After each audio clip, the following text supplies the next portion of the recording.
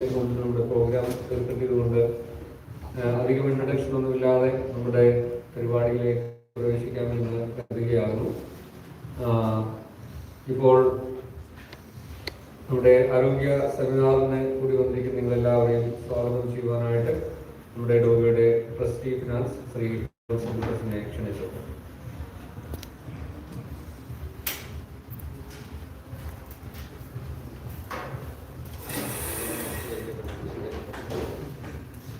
ദൈവനാമത്തിനും മഹത്വമുണ്ടാകട്ടെ. ലോക ജനതയെ ആകെ ആശങ്കയിലും ഭീതിയിലുമാക്കിയ കോവിഡ് എന്ന മഹാവിപത്തിന് മധ്യേ നമ്മെ കാത്തു പരിപാലിച്ച ദൈവത്തിന് നന്ദി കരുതിക്കൊണ്ട് എൻ്റെ കർത്തവ്യത്തിലേക്ക് കടക്കട്ടെ. ഇടവക വികാരിയും ഈ ഹെൽത്ത് സെമിനാറിൻ്റെ അധ്യക്ഷനുമായ ബഹുമാനപ്പെട്ട ശുഭോച്ചനെ സ്നേഹപൂർവ്വം ഈ സെമിനാറിലേക്ക് സ്വാഗതം ചെയ്യുന്നതാണ്. വളരെ സന്തോഷത്തോടെ ഡോക്ടർ ജിബിൻ ജോൺ തോമസിനെ ഇൻട്രൊഡ്യൂസ് ചെയ്യാനായിട്ട് ആഗ്രഹിക്കുന്നു. ആലപ്പുഴ ജില്ലയിൽ ചെങ്ങന്നൂർ സ്വദേശിയായ ഡോക്ടർ ജിബിൻ ഇവിടെ സന്നിഹിതരായിരിക്കുന്ന മിക്കവർക്കും തന്നെ സുപരിചിതനും യുണൈറ്റഡ് ഇന്ത്യൻ സ്കൂളിൻ്റെ മാനേജരും സർവോപരി കുവൈറ്റ് മാർത്തോമ പള്ളിയിലും കുവൈറ്റ് സിറ്റി മാർത്തോമ പള്ളിയിലും ആത്മീയ നേതൃത്വം വഹിക്കുകയും ചെയ്തിട്ടുള്ള അഡ്വക്കേറ്റ് പി ജോൺ തോമസ് സാറിൻ്റെ മകനാകുന്നു. നാട്ടിലും കുവൈറ്റിലുമായി സ്കൂൾ വിദ്യാഭ്യാസം പൂർത്തിയാക്കിയ doctor Jibin Amala institute of medical സയൻസസിൽ നിന്നും മെഡിസിനിലും സർജറിയിലും ബിരുദം നേടിയ ശേഷം UK-യിലെ പ്രശസ്തമായ ബക്കിംഗ്ഹാം യൂണിവേഴ്സിറ്റിയിലാണ് പോസ്റ്റ് ഗ്രാജുവേഷൻ ചെയ്തത്. തുടർന്ന് തിരുവല്ല ബിലിവേഴ്സ് മെഡിക്കൽ കോളേജ് ഹോസ്പിറ്റലിൽ സ്പെഷ്യലിസ്റ്റായിട്ട് 5 വർഷം പ്രവർത്തിച്ചു. ഈ കാലയളവിൽ അമേരിക്കൻ ഡയബറ്റീസ് അസോസിയേഷനിൽ നിന്നും ഡിപ്ലോമ ഇൻ ഡയബറ്റീസ് കരസ്ഥമാക്കുവാൻ ഡോക്ടർ ജിബിന് കഴിഞ്ഞു. 2019 മുതൽ കുവൈറ്റിൽ ഇന്റേണൽ മെഡിസിൻ സ്പെഷ്യലിസ്റ്റായി പ്രവർത്തിച്ചു വരുന്നു. US കേന്ദ്രീകരിച്ച് ആർട്ടിഫിഷ്യൽ ഇന്റലിജൻസ് ടെക്നോളജി ഉപയോഗിച്ച് കോവിഡ് ഡേറ്റാബേസ് അപഗ്രഥനം നടത്തുന്ന ടീം ഓഫ് ഡോക്ടേഴ്സിലെ അംഗമായി ഡോക്ടർ ജിബിൻ ഇപ്പോൾ പ്രവർത്തിച്ചു വരുന്നു. കോവിഡ് വ്യാപനം തുടങ്ങിയപ്പോൾ മുതൽ വളരെയധികം സാമൂഹിക പ്രതിബദ്ധതയോടെ പ്രവർത്തിച്ചു വരുന്ന വ്യക്തി കൂടിയാണ് ഡോക്ടർ ജിബിൻ. സോഷ്യൽ മീഡിയയിൽ കൂടി പ്രത്യേകിച്ച് യൂട്യൂബിലൂടെയും സൂമിലൂടെയും പല പ്രഭാഷണങ്ങളും ഡോക്ടർ ജിബിൻ നടത്തിയിട്ടുണ്ട്. അവയിൽ ചിലതൊക്കെ കേൾക്കുന്നതിനും എനിക്ക് ഇടയായിട്ടുണ്ട്. ഈ ഹെൽത്ത് സെമിനാറിൽ പ്രഭാഷണം നടത്തുന്നതിലേക്ക് ക്ഷണിച്ചപ്പോൾ വളരെ സന്തോഷത്തോടെ ആ ക്ഷണം സ്വീകരിച്ച് ഇന്നത്തെ വിശുദ്ധ കുർബാനയിലും ഡോക്ടർ ജിബിൻ സംബന്ധിക്കുന്നു. ഏറെ സന്തോഷത്തോടെയും സ്നേഹത്തോടെയും ഡോക്ടർ ജിബിൻ ജോൺ തോമസിനെ സെന്റ് ജെയിംസ് മാർത്തോമ ഇടവകയുടെ ഹെൽത്ത് സെമിനാറിലേക്ക് ഇവിടെ സന്നിഹിതരായിരിക്കുന്ന ഏവരുടെയും പേരിൽ സ്വാഗതം ചെയ്തുകൊള്ളുന്നു. ഇന്നത്തെ ഹെൽത്ത് സെമിനാറിൽ പങ്കെടുക്കുന്ന നമ്മുടെ ഇടവകയിലെ അംഗങ്ങളായ പ്രിയപ്പെട്ട ഡോക്ടേഴ്സ്, ആരോഗ്യ മേഖലയിൽ പ്രവർത്തിക്കുന്ന പ്രിയപ്പെട്ടവർ, ഇടവക ചുമതലക്കാർ, കൈസ്ഥാന സമിതി അംഗങ്ങൾ, വൈർ മെമ്പേഴ്സ്, ഇടവക ജനങ്ങൾ, കുഞ്ഞുങ്ങൾ ഏവരെയും ദൈവനാമത്തിൽ സ്വാഗതം ചെയ്തുകൊണ്ട് ഞാൻ എൻ്റെ കർത്തവ്യത്തിൽ നിന്നും വിരമിക്കുന്നു. ദൈവം നമ്മെ അനുഗ്രഹിക്കട്ടെ. കോവിഡിന്റെ പ്രതിസന്ധിയിൽ നിന്നും ഇന്നും ലോകം കരകയറിയിട്ടില്ല എന്നുള്ളത് നമുക്ക് അറിയാം. എന്നാൽ കുവൈറ്റിന്റെ പ്രദേശത്ത് താമസിക്കുന്ന നമ്മൾക്ക് ആശ്വാസകരമായ സാഹചര്യം ഇവിടെ ഉള്ളതോർത്ത് ദൈവത്തിന് നമുക്ക് നന്ദി പറയാം. കോവിഡിന്റെ ആദ്യ നാളുകളൊക്കെ വളരെ ഭീതിജനകമായ നാളുകളായിരുന്നു, ഒറ്റപ്പെടലിന്റെ നാളുകളായിരുന്നു. അങ്ങനെയുള്ളതായ ഒരുപാട് സംഘർഷങ്ങളിൽ നിന്നും നമ്മളിങ്ങനെ പുറത്തേക്ക് വരുവാനായിട്ട് ഒരുങ്ങുകയാണ്. എന്നാൽ കോവിഡ് വന്ന് മാറ്റപ്പെടുമ്പോഴും കോവിഡ് പിന്നെയും ആവർത്തിച്ച് വരുമ്പോഴുമൊക്കെ നമ്മുടെ മുമ്പിൽ ഒരുപാട് ആശങ്കകൾ നമ്മുടെ മുമ്പിലുണ്ട് എന്നുള്ളത് നമുക്കറിയാം. കോവിഡ് വന്നതായ ആളുകൾ പലപ്പോഴും പറയുന്നതായ പല പ്രയാസങ്ങൾ, അതുപോലെ തന്നെ അതിന് ശേഷമുള്ളതായ അവർ പോലും അറിയാത്തതായ പല കാര്യങ്ങൾ, നമ്മുടെ സമൂഹത്തിൽ നിന്ന് നമുക്ക് മനസ്സിലാക്കുവാൻ കഴിയുന്നതായ പലതരത്തിലുള്ളതായ പ്രതിസന്ധികൾ ഒക്കെ കോവിഡ് അനന്തര ലോകത്തിൽ ഇന്ന് വളരെ പ്രതിസന്ധികൾ സൃഷ്ടിക്കുന്നു എന്നുള്ളത് നമുക്കറിയാം. അതിനെപ്പറ്റിയുള്ളതായ കാര്യങ്ങൾക്കായി നമുക്ക് കാതോർക്കാം. ഡോക്ടർ ജിബിൻ നമുക്കെല്ലാവർക്കും വളരെ സുപരിചിതനായ ഒരു വ്യക്തിത്വം ആകുമല്ലോ. Advocate John Thomas city Kuwait Marthoma parish ഇടവക അംഗമായിരിക്കുന്ന അഡ്വക്കേറ്റ് ജോൺ തോമസിന്റെ മകനാകുന്നു. നമുക്കെല്ലാവർക്കും സുപരിചിതനായ വ്യക്തിയാകുന്നു. കുടുംബമായ അവരോട് ശുശ്രൂഷ ചെയ്യുന്നു. ഏറ്റവും അനുഗ്രഹപ്രദമായ ശുശ്രൂഷ നിർവഹിക്കാൻ തക്കണമെന്ന് സഹായിക്കട്ടെ എന്ന് പ്രാർത്ഥിക്കുകയും ഈ ആരോഗ്യ സെമിനാറിന് നേതൃത്വം നൽകുവാനായിട്ട് ഈ സമയത്ത് ക്ഷണിക്കുകയും ചെയ്തു.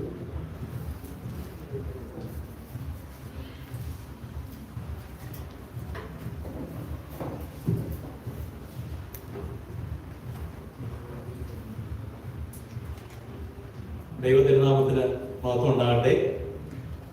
എനിക്ക് ഒരിക്കൽ കൂടി കുവൈറ്റ് മർത്തോമ വിശ്വാസികളുടെ, പ്രത്യേകിച്ച് സെന്റ് ജെയിംസ് മർത്തോമ ഇടവകയുടെ മുന്നിൽ ഇന്നിങ്ങനൊരു ഹെൽത്ത് ടോക്ക്, അത് പ്രത്യേകിച്ച് കോവിഡും പോസ്റ്റ് കോവിഡ് പ്രോബ്ലംസും കോവിഡ് വന്നതിന് ശേഷമുള്ള പ്രയാസങ്ങളും ഒക്കെ അനുഭവിക്കുന്നതും ഒത്തിരി പ്രയാസങ്ങൾ ഉണ്ടാക്കുന്നതുമായ വ്യക്തികൾ നമ്മുടെ കൂട്ടത്തിലുണ്ട്, നമുക്ക് അറിയാവുന്നവരിലുമുണ്ട്. അപ്പം അതൊക്കെ എങ്ങനെ ഡീൽ ചെയ്യാമെന്ന് നിങ്ങളുമായി സംസാരിക്കുവാനും ചർച്ച ചെയ്യുവാനും നിങ്ങളുടെ ചില ക്വസ്റ്റ്യൻസിനൊക്കെ ഉത്തരം തരുവാനും നിങ്ങളുടെ മുന്നിൽ നിൽക്കുവാനായി തന്ന ദൈവത്തിന്റെ ആ വലിയ മഹാകരുണയ്ക്കും അവസരത്തിനുമായി സ്തോത്രം ചെയ്തുകൊള്ളുന്നു. ഇടവ വികാരി ഷിബു അച്ഛനോടും അതുപോലെ തന്നെ ഇടവകയുടെ ചുമതലക്കാർ, ഭാരവാഹികൾ ഇവരോടുമുള്ള നന്ദിയും സ്നേഹവും കടപ്പാടും ഈ സമയത്ത് ഞാൻ അറിയിച്ചുകൊള്ളട്ടെ. നമ്മൾക്കറിയാം 2019 അവസാനം മുതൽ തന്നെ നമ്മൾ കേട്ടു തുടങ്ങിയ ഒരു പദമാണ് കോവിഡ്, അല്ലെ, അഥവാ കൊറോണ വൈറസ് ഡിസീസ്. നേരത്തെ ഡോക്ടേഴ്സിനിടയിലും സയന്റിസ്റ്റുകൾക്കിടയിലും ഒക്കെ ഇങ്ങനെ ഇത് അറിയാവുന്ന ഒരു പദമായിരുന്നെങ്കിൽ പോലും അത്രയേറെ ഒരു പ്രശ്നം ഇത് ഉണ്ടാക്കിയിരുന്നില്ല. ഇതിനു മുന്നേ നമുക്കറിയാം സൗദിയിലൊക്കെ ആയിട്ട് മെർസ് എന്ന് പറഞ്ഞ അസുഖം വന്നിരുന്നു, മിഡിൽ ഈസ്റ്റ് റെസ്പിറേറ്ററി സിൻഡ്രോം. അതുവഴിയാണ് ആദ്യമായി കൊറോണയെ പറ്റി കൂടുതലായി നമ്മൾ അറിയുവാനായി തുടങ്ങിയത്. പക്ഷെ അതിനുശേഷം 2019 ചൈനയിൽ ഇങ്ങനെ പുതിയ ഒരു വൈറസ് വന്നുള്ള വലിയൊരു വാർത്തയാണ്, അല്ലെ? നമ്മുടെ ന്യൂസിലും റേഡിയോയിലും ഇന്റർനെറ്റിലും എവിടെ നോക്കിയാലും കൊറോണ. എല്ലാ സമയത്തും കൊറോണ എന്നൊരു വാർത്ത മാത്രമേ നമുക്ക് കേൾക്കുവാനായിട്ടുള്ളൂ. പ്രത്യേകിച്ച് COVID-19 എന്നുള്ളൊരു പദം അതിന് നൽകുകയുണ്ടായി. അപ്പോൾ എങ്ങനെ ഇതിന് ഈ പദം കിട്ടി? എന്തുകൊണ്ടാണ് ഈ കൊറോണ വൈറസ് മനുഷ്യന് ഏറ്റവും അപകടകാരിയാകുന്നത്? എന്തെല്ലാം വൈറസിനെ പറ്റി നമുക്കറിയാം. അനേകം വൈറസുകളുണ്ട് ലോകത്ത്. അതുപോലെ തന്നെ ബാക്ടീരിയകളുണ്ട്, ഫംഗസ് ഉണ്ട്, പാരസൈറ്റ്സ് ഉണ്ട്. ഇതൊന്നും നമുക്ക് അങ്ങനെ വലിയ ഒരു പ്രശ്നം ഉണ്ടാക്കുന്നതായി നമ്മൾ കേൾക്കുന്നില്ല. ഐസൊലേറ്റഡ് ആയിട്ടുള്ള ചില ആൾക്കാർക്ക് മാത്രം, ചില പ്രായമുള്ള ആൾക്കാരിൽ, മറ്റ് അനവധി അസുഖമുള്ള ആൾക്കാരിലൊക്കെയാണ് ഇതിന്റെ തീവ്രത കൂടി മറ്റുള്ള ബാക്ടീരിയയും പാരസൈറ്റ്സും ഫംഗസും ഒക്കെ വന്നിട്ട് നമ്മൾ കേൾക്കാറുണ്ട് അസുഖം കൂടി, ICUലായി, വെന്റിലേറ്ററിലായി എന്നൊക്കെ. പക്ഷേ കൊറോണ എന്തുകൊണ്ട് നമ്മുടെ മനുഷ്യനുമായി ഇത്രയേറെ ബന്ധം സ്ഥാപിച്ചു? നമ്മൾക്കറിയാം, നമുക്കൊരു ദിവസം നമ്മുടെ പേര് പറയുന്നതിൽ കൂടുതൽ ഇപ്പോൾ നമ്മൾ കൊറോണയുടെ കാര്യം പറയുന്നുണ്ട്, ഇല്ലേ? നമ്മുടെ ഒരു കൂട്ടുകാരനെയോ നമ്മുടെ വീട്ടുകാരെയോ ഒക്കെ കാണുവാണെങ്കിൽ നമ്മൾ സംസാരിക്കുന്നത് കൊറോണയെ പറ്റിയാ. ആദ്യം കൊറോണ പറഞ്ഞു, അല്ലെ കൊറോണ പുള്ളിക്ക് കൊറോണയാണ്, ഈ വ്യക്തി ICUലാണ്, അല്ലെ? നമ്മുടെ പേരിനെക്കാട്ടി കൂടുതൽ നമ്മൾ കോവിഡും കൊറോണയെ പറ്റിയും നമ്മൾ സംസാരിക്കുവാനായി തുടങ്ങി. അപ്പോൾ ഇത് എത്ര വലിയ ചർച്ചാ വിഷയമാകാൻ കാരണം എന്തുകൊണ്ടായി? അതിൽ നിന്ന് ഞാൻ തുടങ്ങാം. അതിനുശേഷം ഞാൻ പോസ്റ്റ് കോവിഡ് പ്രോബ്ലംസിനെ പറ്റി സംസാരിക്കാം. നമ്മുടെ സമയം വളരെ ചുരുങ്ങിയ സമയമാണ്, എന്നാൽ തന്നെ പ്രിസൈസ് ആൻഡ് കൺസൈസ് ആയിട്ട് ഞാൻ ഈ ടോപ്പിക്ക് നിങ്ങളുടെ മുന്നിൽ അവതരിപ്പിക്കാം. നിങ്ങൾക്ക് അറിയേണ്ട എന്തെങ്കിലും സംശയങ്ങൾ ഉണ്ടെങ്കിൽ എന്റെ ഈ ഒരു ചെറിയ ടോക്കിന് ശേഷം നിങ്ങൾക്ക് എന്നോട് ചോദിക്കാൻ. ഞാനുള്ള ഉത്തരങ്ങൾ എന്നെ കൊണ്ട് പറയാവുന്ന ഉത്തരമാണെങ്കിൽ തീർച്ചയായിട്ടും ഞാൻ പറഞ്ഞുതരാം. ഈ ഒരു NECK കോമ്പൗണ്ട് എന്ന് പറയുന്നത് എനിക്ക് ഭയങ്കര ഓർമ്മകൾ തരുന്ന ഒരു സ്ഥലമാണ്. കാരണം കുവൈറ്റിൽ പഠിച്ച് കുവൈറ്റിലെ മർത്തോമ പള്ളിയിൽ ആരാധന കൂടി. പ്രത്യേകിച്ച് NECKയിലൊക്കെ പണ്ട് ആരാധന കയറാനായിട്ട് വലിയ ക്യൂ ഉണ്ടായിരുന്നു. പഴയ ആൾക്കാരുണ്ടെങ്കിൽ മിക്കവർക്കും അറിയാം, നല്ല ക്യൂ ഒക്കെ നിന്ന്, നീണ്ട ക്യൂ, തണുപ്പത്തും ചൂടത്തും ഒക്കെ ക്യൂ നിന്നായിരുന്നു ആരാധനയ്ക്ക് കയറിക്കൊണ്ടിരുന്നത്. അതുപോലെ തന്നെ സൺഡേ സ്കൂൾ, അതെന്ന് പറഞ്ഞാൽ ഒരു ഉത്സവ പറമ്പ് പോലെയായിരുന്നു. 1000-ന് മുകളിൽ കുട്ടികൾ ഈ NECK കോമ്പൗണ്ടിൽ കൂടി അങ്ങോട്ടും ഇങ്ങോട്ടും. അതൊരു പ്രത്യേക ഒരു അനുഭവവും ഒരു ഓർമ്മയുമാണ് ഇപ്പോഴും എന്റെ മനസ്സിൽ. NECK കോമ്പൗണ്ട് ഒക്കെ കാണുമ്പോൾ എപ്പോഴും എന്റെ മനസ്സിലേക്ക് വരുന്നൊരു ചിത്രം അതാണ്, സൺഡേ സ്കൂളും ആ നടന്ന ആരാധനകളും. അപ്പോൾ ഇന്ന് വളരെയേറെ സന്തോഷമുണ്ട് എനിക്ക്. പ്രത്യേകിച്ച് കൊറോണ വന്നതിന് ശേഷം ആദ്യമായിട്ടാണ് ഒരു ഫിസിക്കൽ ടോക്കിന് ഞാൻ വരുന്നത്. അത് സെന്റ് ജെയിംസ് മർത്തോമ ഇടവ എന്നെ സ്വാഗതം ചെയ്തപ്പോൾ എനിക്ക് വളരെയേറെ സന്തോഷമുണ്ടായി. ഇത്രയും നാൾ വെർച്വൽ പല ടോക്കുകളും നമ്മൾ ഞാൻ ചെയ്തിരുന്നെങ്കിലും ഇപ്പൊ ആദ്യമായിട്ടാണ് ഫിസിക്കലി ഒരു ജനസമൂഹത്തിന് മുന്നിൽ നിന്ന് ഇങ്ങനെ കൊറോണയ്ക്ക് ശേഷം പറയാൻ ഒരു അവസരം കിട്ടുന്നത്. അപ്പോൾ കൊറോണ 2020 നമുക്കറിയാം കുവൈറ്റിൽ വന്നത് ഒരു മാർച്ച് ഏപ്രിൽ മാസത്താണ് ലോക്ക്ഡൌൺ ഒക്കെ സ്റ്റാർട്ട് ചെയ്തത്, അല്ലേ? നമ്മളേവരും ശരിക്കും അനുഭവിച്ച ആൾക്കാരാണ്. ജോലിക്ക് പോകാൻ പറ്റാതെ ലോക്ക്ഡൌണിൽ, ചില സ്ഥലങ്ങളൊക്കെ ലോക്ക്ഡൌണിൽ പെട്ട് ചിലർക്കൊക്കെ അപ്പം തന്നെ ഇൻഫെക്ഷൻ കിട്ടി. കൊറോണയുടെ ആദ്യ സമയങ്ങളിൽ, ഏപ്രിൽ സമയത്തൊക്കെ എൻ്റെ അടുത്ത് OPD ഒരുപാട് രോഗികൾ വന്നിരുന്നു, പനിയായിട്ടും ശരീരവേദനയായിട്ടും ഒക്കെ.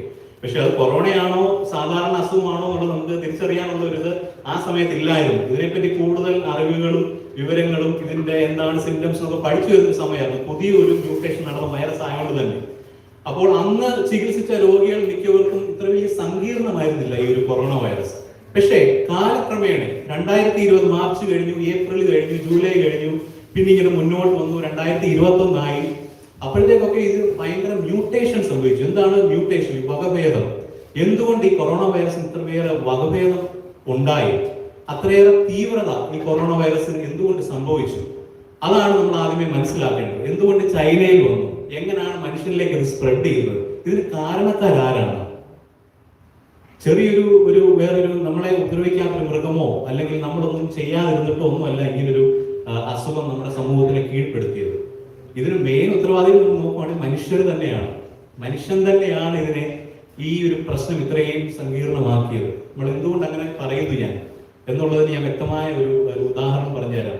ദൈവം നമുക്ക് ഈ ഭൂമിയിലുള്ള എല്ലാ കാര്യങ്ങളും സൃഷ്ടിച്ചു, നമുക്കൊരു ദാനമായി തന്നു. അതിന്റെ കൂട്ടത്തിൽ ദൈവം ഒരു കാര്യം കൂടെ പറഞ്ഞു, നിങ്ങളിത് നോക്കി ഇതിനെ നിലനിർത്തണം, ഇതിനെ നിങ്ങൾ നശിപ്പിക്കുവാൻ പാടില്ല, നിങ്ങൾ നോക്കിക്കൊള്ളണം എന്നൊക്കെ ഉള്ള ഒരു തന്നിട്ടാണ് നമുക്ക് ഇതെല്ലാം സൃഷ്ടിച്ചു തന്നത്. പക്ഷേ നമ്മളുടെ ജീവിത രീതി ആദ്യമേ, രണ്ടാമത് നമ്മുടെ പൊല്യൂട്ടിങ് ദ എൻവയൺമെന്റ്. നമുക്കറിയാം കേരളം തമിഴ്നാടൊക്കെ ഭയങ്കര വെള്ളപ്പൊക്കം, ഒരു വെള്ളപ്പൊക്കം കഴിഞ്ഞു, 2 കഴിഞ്ഞു, 3 കഴിഞ്ഞു, നമുക്ക് ടി വിയിൽ കാണാം. എന്തുകൊണ്ട് ഇതൊക്കെ സംഭവിക്കുന്നു? നമ്മൾ എങ്ങനെ നമ്മുടെ എൻവയൺമെന്റിനെ കാത്തു സൂക്ഷിക്കുന്നോ അത് നമുക്ക് 10 ഇരട്ടി അല്ലെങ്കിൽ 100 ഇരട്ടി തിരിച്ചു തരും.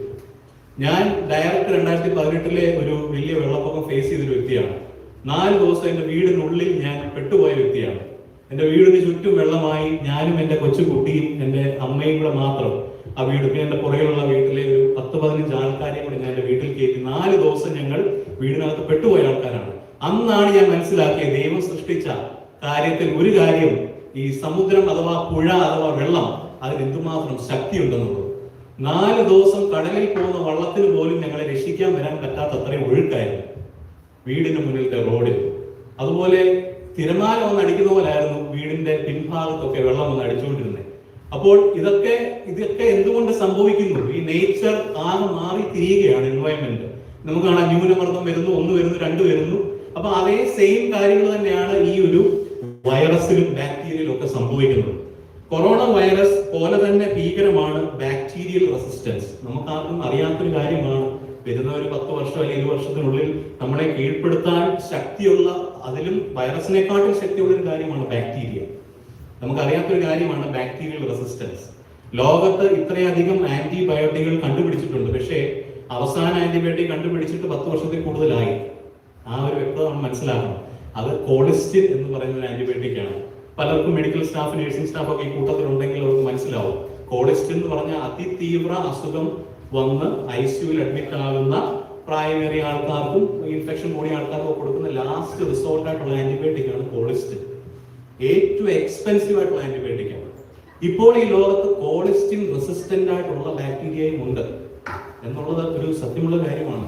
അത് എന്തുകൊണ്ട് ഇങ്ങനെ റെസിസ്റ്റൻസ് സംഭവിക്കുന്നു? നമ്മൾ സ്വയമേ ട്രീറ്റ് ചെയ്യുന്നു. നമ്മൾ ഫാർമസിയിൽ പോയി ആന്റിബയോട്ടിക് മേടിക്കുന്നു, കഴിക്കുന്നു, അങ്ങനെ നമ്മൾ റെസിസ്റ്റന്റ് ആകുന്നു.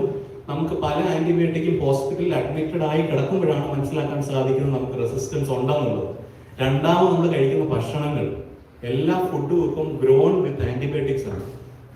കൂടുതലും പോൾട്രി ഐറ്റംസ് ഒക്കെ ഫെഡ് വിത്ത് ആന്റിബയോട്ടിക്സ്. എന്തുകൊണ്ടാണ്? അതിന്റെ വളർച്ചയ്ക്ക്, അതിന് മറ്റുള്ള ഇൻഫെക്ഷൻസ് വരാതിരിക്കാനായിട്ട് ഈ പോൾട്രിക്കാരൊക്കെ ഇത് നല്ലതായിട്ട് ഫീഡ് ചെയ്യുന്നു ആന്റിബയോട്ടിക്സ്. ഇത് നമ്മൾ കഴിക്കുമ്പോൾ നമുക്കും സ്വയമേ കുറെ നാൾക്ക് ശേഷം നമ്മൾ കഴിച്ചുകൊണ്ടിരിക്കുമ്പോൾ നമ്മളും അതിനോട് റെസിസ്റ്റന്റ് ആവും. ഇതാണ് ബാക്ടീരിയൽ റെസിസ്റ്റൻസ്. ഇത് അടുത്ത ലോകം ഇനി ഫേസ് ചെയ്യാൻ പോകുന്ന ഒരു ത്രെട്ടാണ് ബാക്ടീരിയൽ റെസിസ്റ്റൻസ്. അഥവാ ആന്റിബയോട്ടിക് ഇനിയും പുതിയതായി കണ്ടുപിടിച്ചിട്ടില്ല, ഇനി ഡിസ്കവർ ചെയ്യേണ്ടതായിട്ടിരിക്കുന്നു. അപ്പോൾ ഇതാണ് ആന്റിബയോട്ടിക്കിനെ പറ്റി എനിക്ക് പറയാനുള്ളത്. വാക്സിനുകൾ എടുത്തു കഴിഞ്ഞാൽ, ഇപ്പോൾ നമുക്കറിയാം കൊറോണയുടെ കുത്തിവെപ്പ് നമ്മളെല്ലാം എടുക്കുന്നു. അത് എന്തുകൊണ്ട് ജീവിതകാലം മൊത്തം നമ്മുടെ ശരീരത്തിൽ നിൽക്കുന്നില്ല? നിങ്ങൾക്ക് ആർക്കെങ്കിലും ഒക്കെ നിങ്ങൾക്ക് മനസ്സിൽ തോന്നിയേക്കാവുന്ന ഒരു സംശയമാണല്ലോ അല്ലേ? നമ്മൾ ഒരു കുത്തിവെപ്പ് എടുത്തു, രണ്ടാമത് എടുത്തു, ഇപ്പം ബൂസ്റ്ററും വിളിക്കുന്നു അല്ലേ? ഇപ്പൊ ഇവിടെ ഇരിക്കുന്നവരെല്ലാവരും വാക്സിൻ എടുത്തെന്ന് ഞാൻ വിശ്വസിക്കുന്നു. ഇല്ല, എല്ലാവരും എടുത്തവരല്ലേ വാക്സിൻസ്? യെസ്. അപ്പൊ എടുത്തിട്ടില്ലെങ്കിൽ തീർച്ചയായിട്ടും ഉടനെ തന്നെ പോയി എടുക്കണം. എന്തുകൊണ്ട് ലൈഫ് ലോങ് അല്ല?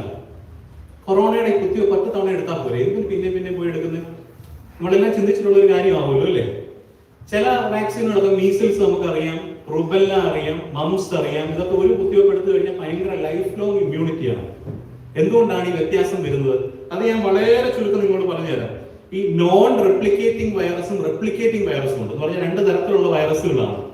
അതിന് പ്രോട്ടീൻ ബേസ്ഡ് ആയിട്ടുള്ള ഒരു വാക്സിൻ ആണ് ഈ കൊറോണ വാക്സിൻ. പ്രോട്ടീൻ അടിസ്ഥാനമാക്കി ഉണ്ടാക്കിയ വാക്സിൻ ആണ് കൊറോണ വാക്സിൻ. അപ്പം ഫൈസർ വാക്സിൻ ഉണ്ട്, മൊഡേണ ഉണ്ട്, ജോൺസൺ ആൻഡ് ജോൺസൺ ഉണ്ട്, കോവിഷീൽഡ് ഉണ്ട്, ഓക്സ്ഫോർഡ്, ഒത്തിരി നമുക്കറിയാമല്ലോ. അപ്പോൾ ഈ പ്രോട്ടീൻ വാക്സിൻ ആയതുകൊണ്ട് തന്നെയാണ് ഇത് നമ്മുടെ ശരീരത്തിൽ അധികം നാൾ നിൽക്കാത്തത്. mRNA എന്ന് പറയുന്ന കണ്ടന്റ് ഒക്കെ വളരെ ചുരുങ്ങിയ ആഴ്ചക്കുള്ളിൽ നമ്മുടെ ശരീരത്തിനുള്ളിൽ പോകും. പിന്നെ കുറച്ച് ഇമ്മ്യൂണിറ്റി, നമ്മുടെ ആന്റിബോഡി ഒരു 6 മാസം 8 മാസം ഒക്കെ ശരീരത്തിൽ നിൽക്കും. അതിനുശേഷം അത് ഡീഗ്രേഡ് ചെയ്ത് തുടങ്ങും. മീസിൽസ് അഥവാ മംസ്, റുബെല്ല അങ്ങനല്ല. അത് റെപ്ലിക്കേറ്റിംഗ് വൈറസ് എന്ന് പറഞ്ഞാൽ ഒരു വൈറസിന്റെ സാന്നിധ്യമുള്ള തീവ്രത കുറഞ്ഞത് കുത്തിവെച്ചിട്ടാണ് അതിന്റെ കുത്തിവെപ്പുകൾ നടത്തുന്നത്. അതുകൊണ്ട് തന്നെ അത് ലൈഫ് ലോങ് ഇമ്മ്യൂണിറ്റിയാണ് തരുന്നത്. ആന്റിബോഡി ലെവൽ വെരി ഹൈ ആയിട്ട് ഒരുപാട് നാൾ നമ്മുടെ ശരീരത്തിൽ നിൽക്കും. അതുകൊണ്ടാണ് മീസിൽസിനും മംസിനും റുബെല്ലയൊക്കെ ഒരു വാക്സിൻ എടുത്തു കഴിഞ്ഞാൽ പിന്നെ ജീവിതകാലം മൊത്തം അതിന് പ്രൊട്ടക്ഷൻ കിട്ടും. കൊറോണ വൈറസ് പക്ഷേ ഇപ്പം ബൂസ്റ്റർ വന്നു, ഇനിയും ഒരു വാക്സിൻ എടുക്കേണ്ട ഒരു സാഹചര്യം വരല്ലേ എന്ന് നമുക്ക് പ്രാർത്ഥിക്കാം. അടുത്ത ചിലപ്പം ഇൻട്രാനേസൽ വാക്സിൻ ആയിരിക്കും വരുന്നത്, ചിലപ്പം കോവിഡിന്റെ ടാബ്ലറ്റ് ആയിരിക്കും വരുന്നത്. പക്ഷെ തീർച്ചയായിട്ടും ഈ ഒരു മഹാമാരി പാൻഡമിക് മാറി ഇപ്പൊ എൻഡമിക് ആയിക്കൊണ്ടിരിക്കുകയാണ്. എന്താണ് എൻഡമിക്? പാൻഡമിക് എന്ന് പറഞ്ഞാൽ ലോകം ഒട്ടാകെ അനുഭവിക്കുന്ന പ്രശ്നം. എൻഡമിക് എന്ന് പറഞ്ഞാൽ ഒരു റീജിയണലൈസ് ചെയ്ത് യൂറോപ്പിൽ മാത്രമായിട്ട് കുറച്ച് കേസുകൾ കൂടുതലായിട്ട് നമ്മൾ കാണുന്നു, ചൈന കുറച്ച് കേസുകൾ കാണുന്നു. അങ്ങനെ ഒരു എൻഡമിസിറ്റിയിലേക്ക് മാറുകയാണ് ഈ ഒരു പാൻഡമിക്. അത് തീർച്ചയായിട്ടും അതിന്റെ തീവ്രത കുറഞ്ഞതിന് ശേഷവും നമ്മളിപ്പോൾ ഫ്ലൂ വാക്സിൻ ഒക്കെ എടുക്കുന്നുണ്ട് വിന്ററിൽ. അതുപോലെ ചിലപ്പോൾ ഒരു വാക്സിൻ എടുക്കേണ്ട ഒരു സാഹചര്യം വന്നേക്കാം, നമുക്കറിയത്തില്ല. മുന്നോട്ട് പോകുന്ന കാലഘട്ടത്തിൽ നമുക്കത് പറയാനായിട്ട് സാധിക്കുകയുള്ളൂ. എന്തുകൊണ്ടാണ് ഈ കൊറോണ മനുഷ്യൻ ഇത്ര അപകടകാരിയായത്? അത് ഞാൻ പറഞ്ഞുതരാം. ഒരു ലോക്കും ഒരു കീയും നമ്മുടെ മനസ്സിൽ നമ്മൾ ഒന്ന് സങ്കല്പിക്കുക. ഒരു ലോക്ക് ഉണ്ടെങ്കിൽ ഒരു കീ ഇല്ലാതെ ഓപ്പൺ ചെയ്യാൻ പറ്റത്തില്ല അല്ലേ? ലോക്ക് അല്ലെങ്കിൽ തല്ലി പൊട്ടിക്കേണ്ടി വരും. കൊറോണ വൈറസ് മനുഷ്യനിൽ ഇത്രയും അഫെക്ഷൻ കാണിക്കാനുള്ള കാരണം നമ്മുടെ ശരീരത്തിലുള്ള ഒരു പ്രത്യേകതര റിസപ്റ്ററാണ്. ആ റിസപ്റ്ററിന്റെ പേരാണ് ACE റിസപ്റ്റർ. പല മെഡിക്കൽ ഇത് പഠിച്ചിട്ടുള്ളവർക്കും അറിയാം. ACE റിസപ്റ്റർ എന്ന് പറയുന്നത് നമ്മുടെ ശരീരത്തിൽ ഒട്ടനവധി ഉള്ള ഒരു റിസപ്റ്ററാണ്. എല്ലായിടത്തും ഉണ്ട്. ഏറ്റവും കൂടുതൽ എവിടെയാണെന്ന് അറിയാമോ? കൊറോണ നമ്മളെ ബാധിച്ചു കഴിഞ്ഞാൽ നമുക്ക് ഏറ്റവും കൂടുതൽ ഇൻഫെക്ഷൻ എവിടെ വരുന്നത്? ലങ്സ്. നമ്മുടെ ലങ്സിലാണ് ഈ കീ ഏറ്റവും കൂടുതൽ ഇരിക്കുന്നത്. രണ്ടാമതായി ഹാർട്ട്, മൂന്നാമതായി നമ്മുടെ ബോൺസ്, നമ്മുടെ മസിൽസ്, നമ്മുടെ കിഡ്നി, എല്ലായിടത്തും ഉണ്ട് AC റിസപ്റ്റർ. AC റിസപ്റ്റർ ഏറ്റവും കൂടുതൽ കാണുന്നത് ലങ്സിലാണ്. ഈ ലങ്സിൽ AC റിസപ്റ്റർ ഏറ്റവും കൂടുതൽ ഉള്ളതുകൊണ്ട് തന്നെയാണ് കൊറോണ വൈറസ് അസുഖം വന്നു കഴിഞ്ഞാൽ കൊറോണ ഇത്രയും വേഗം വന്ന് അറ്റാക്ക് ചെയ്യാൻ ശ്രമിക്കുന്നത് നമ്മുടെ ലങ്സിലേക്കാണ്. അതുകൊണ്ടാണ് ഇത് ഇത്രയേറെ ലങ്സുമായിട്ട് അഫെക്ഷൻ. അതുപോലെ നമ്മുടെ നേസൽ ക്യാവിറ്റി, മൂക്ക്, നമ്മുടെ ഈ തൊണ്ട, ആ ഭാഗത്തൊക്കെ AC റിസപ്റ്റർ ഒരുപാടുണ്ട്. AC റിസപ്റ്റർ ചില ആൾക്കാരിൽ കൂടുതലായിട്ടുണ്ട്, ചില മെയിൽസിൽ കൂടുതലായിട്ടുണ്ടെന്ന് പല പഠനങ്ങളും പറയുന്നു. ഹോർമോണിന്റെ എന്തോ വ്യത്യാസം കാരണമാണെന്ന് പറയുന്നു.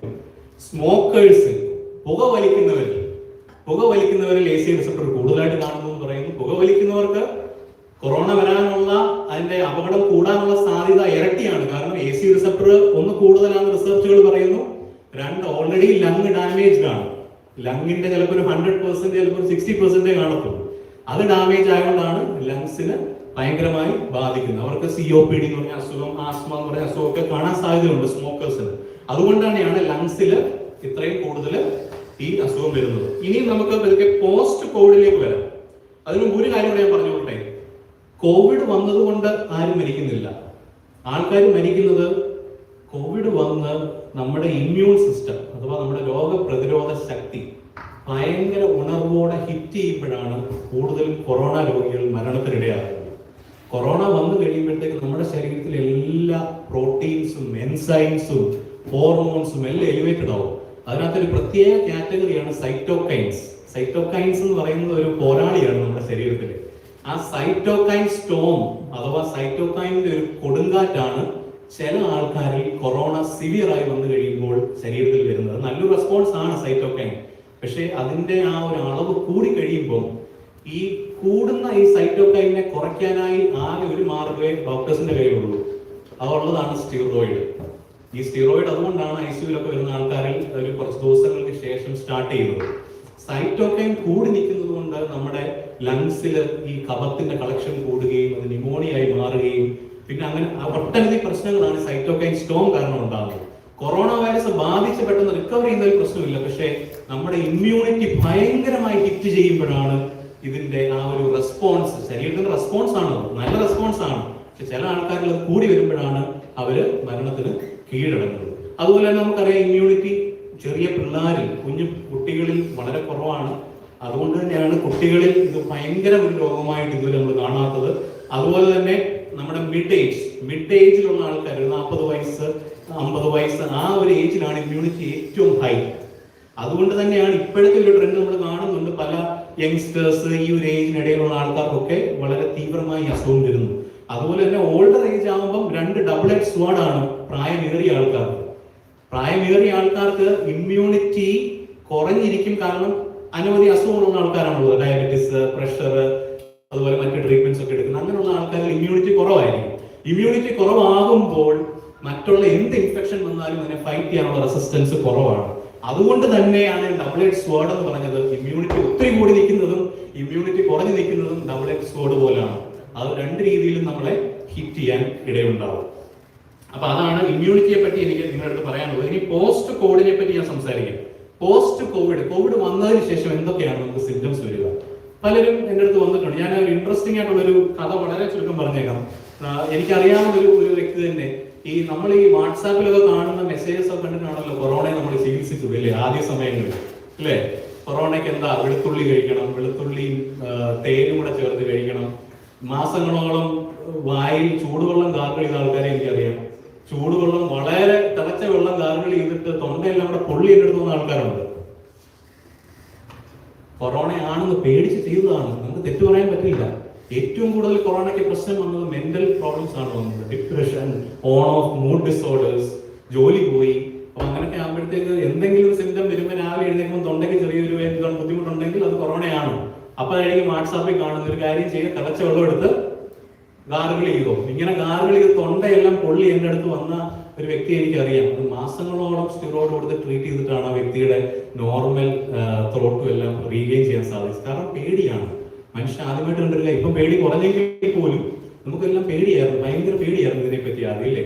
അതുപോലെ തന്നെ സ്റ്റീം ഇൻഹലേഷൻ, നമ്മുടെ ഇടയിൽ തെറ്റായ ഒരു ചിന്തയാണുള്ളത്. കൊറോണ വരുവാണെങ്കിൽ കുടത്തിൽ വെള്ളം ഒഴിച്ച് ഇപ്പൊ മിക്സോട് ഇട്ടങ്ങ് ആവി അങ്ങ് പിടിച്ചോളൂ.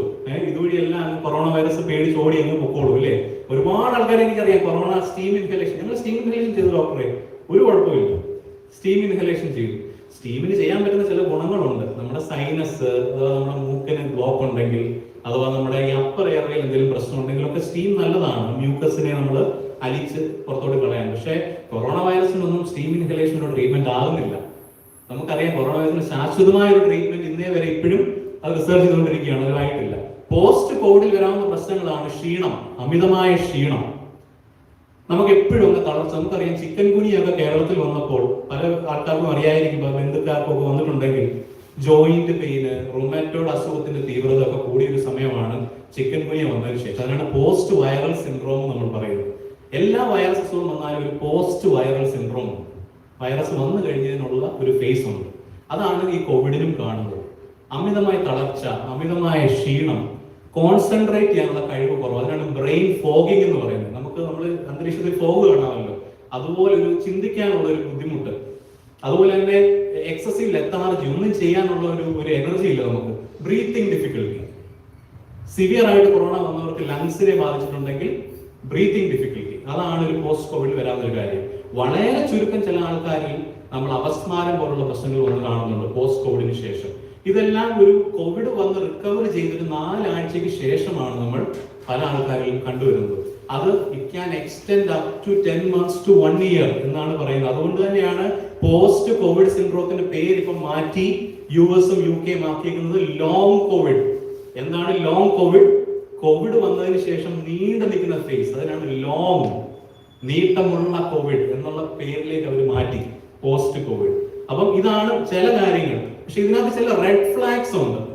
റെഡ് ഫ്ലാഗ്സ് എന്ന് പറയാൻ നമ്മൾ ഭയങ്കര കോഷ്യസ് ആയിട്ട് മനസ്സിലാക്കേണ്ട പോസ്റ്റ് കോവിഡ് സിൻഡ്രോമിലെ ചില കാര്യങ്ങളുണ്ട്. ഒന്നാണ് ചെസ്റ്റ് ടൈറ്റ്നസ്. നമ്മുടെ ചെസ്റ്റിന്, നമുക്കറിയാം കൊറോണയ്ക്ക് സിംറ്റംസ് വരണമെന്നില്ല അല്ലെ. കൊറോണ സിംറ്റംസ് ഇല്ലാതെ വരും, അസിംറ്റമാറ്റിക് ആയിട്ട് വരും. എന്റെ അടുത്ത് വരുന്ന ചില പേഷ്യൻസിന് ബ്രീത്തിങ് ഡിഫിക്കൽട്ടി പറയുമ്പോൾ ഇപ്പോൾ എക്സ്റേക്ക് പകരം എല്ലായിടത്തും സ്റ്റാൻഡേർഡ് റൂൾ CT സ്കാൻ ആണ്.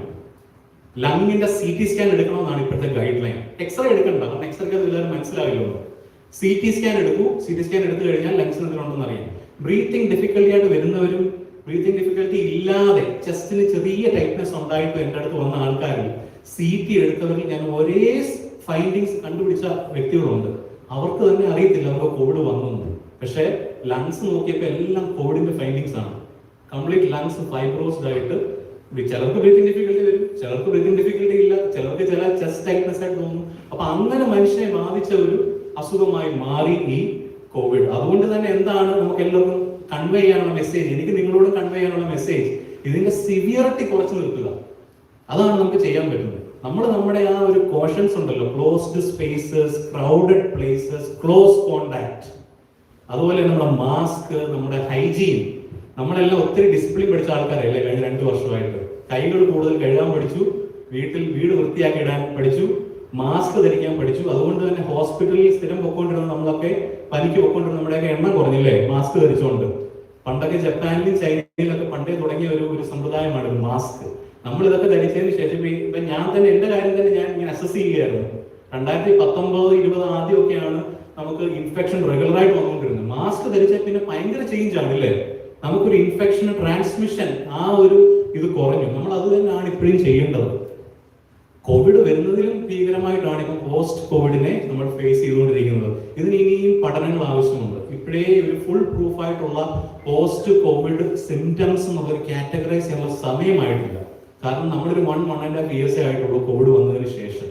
ഇനിയും സമയം കിടക്കുന്ന എന്തൊക്കെയാണ് ഈ പോസ്റ്റ് കോവിഡിന്റെ ബാക്കിയുള്ള ആഫ്റ്റർ എഫക്ട്സ് എന്ന് മനസ്സിലാക്കാൻ. പക്ഷേ ഇതുവരെ നമ്മൾ മനസ്സിലാക്കിയുള്ള കാര്യങ്ങൾ അമിതമായ ക്ഷീണം, chest pain, chest tightness, brain fogging, concentrate ചെയ്യാനുള്ള ഡിഫിക്കൽട്ടി, ഇതെല്ലാമാണ് മേജറായിട്ട് വരുന്ന ചില പോസ്റ്റ് കോവിഡ് ഫൈൻഡിങ്സ്. ഇനിയും ഈ പോസ്റ്റ് കോവിഡ് വന്നു കഴിഞ്ഞാൽ അതിൽ നിന്ന് എങ്ങനെ റിക്കവർ ചെയ്യാം അതുകൂടെ ഞാൻ വളരെ പെട്ടെന്ന് പറഞ്ഞേക്കാം. സമയം വളരെ ചുരുക്കമാണല്ലോ നമ്മുടെ ഭാഗത്ത്.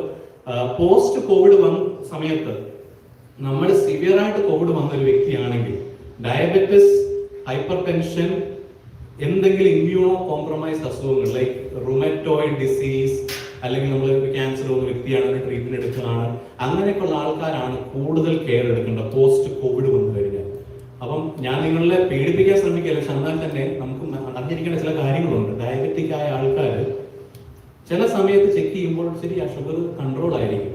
എൻ്റെ അടുത്ത് തന്നെ വരുന്ന പല പേഷ്യൻസും പറയാം, ഡോക്ടറെ രാവിലെ ഞാൻ ഫാസ്റ്റിംഗ് ചെക്ക് ചെയ്തു, എനിക്ക് 5.7 ആയിരുന്നു, അതുകൊണ്ട് എൻ്റെ ഷുഗർ കൺട്രോൾ ആണ്. അതല്ല ഷുഗർ കൺട്രോൾ.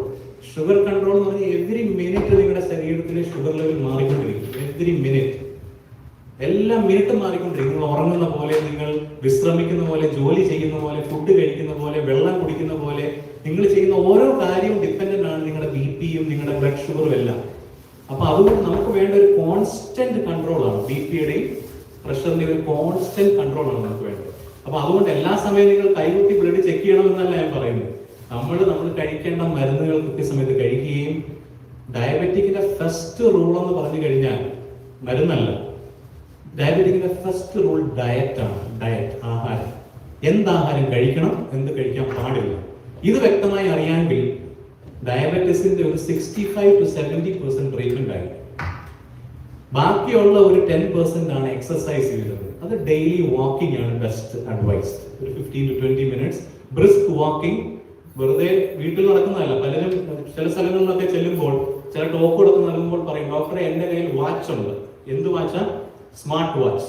10,000 സ്റ്റെപ്പ് ഞാൻ നടന്നു അല്ലേ, ഇന്ന് ഞാൻ 10,000 സ്റ്റെപ്പ് നടന്നു.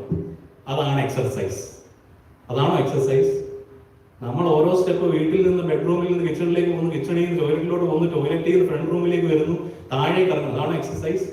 വാച്ച് ധരിച്ച് 10,000 സ്റ്റെപ്പ് നടക്കുന്നതല്ല എക്സർസൈസ്. എക്സർസൈസ് എന്ന് പറയുന്നത് dedicated time for brisk walking. Brisk walking വെറുതെ കൈ താഴത്തേക്ക് ഇട്ടല്ല, കൈ നന്നായി വീശി, 2 വശത്തേക്കും വീശി, പട്ടാളക്കാർ നടക്കുന്ന പോലെ നടക്കുന്നതാണ് exercise. 15 to 20 minutes A day. അതാണ് ഡയബറ്റീസിന് രണ്ടാമത് വേണ്ടത്. മൂന്നാമതായി നമ്മുടെ കഴിക്കുന്ന മരുന്നുകൾ. ഇൻസുലിൻ ആണെങ്കിൽ insulin. November 14th diabetes day, world diabetes day. 99 years ആയി ഇൻസുലിൻ കണ്ടുപിടിച്ചിട്ട്. 99 years. One of the best inventions on the world ആണ് ഇൻസുലിൻ.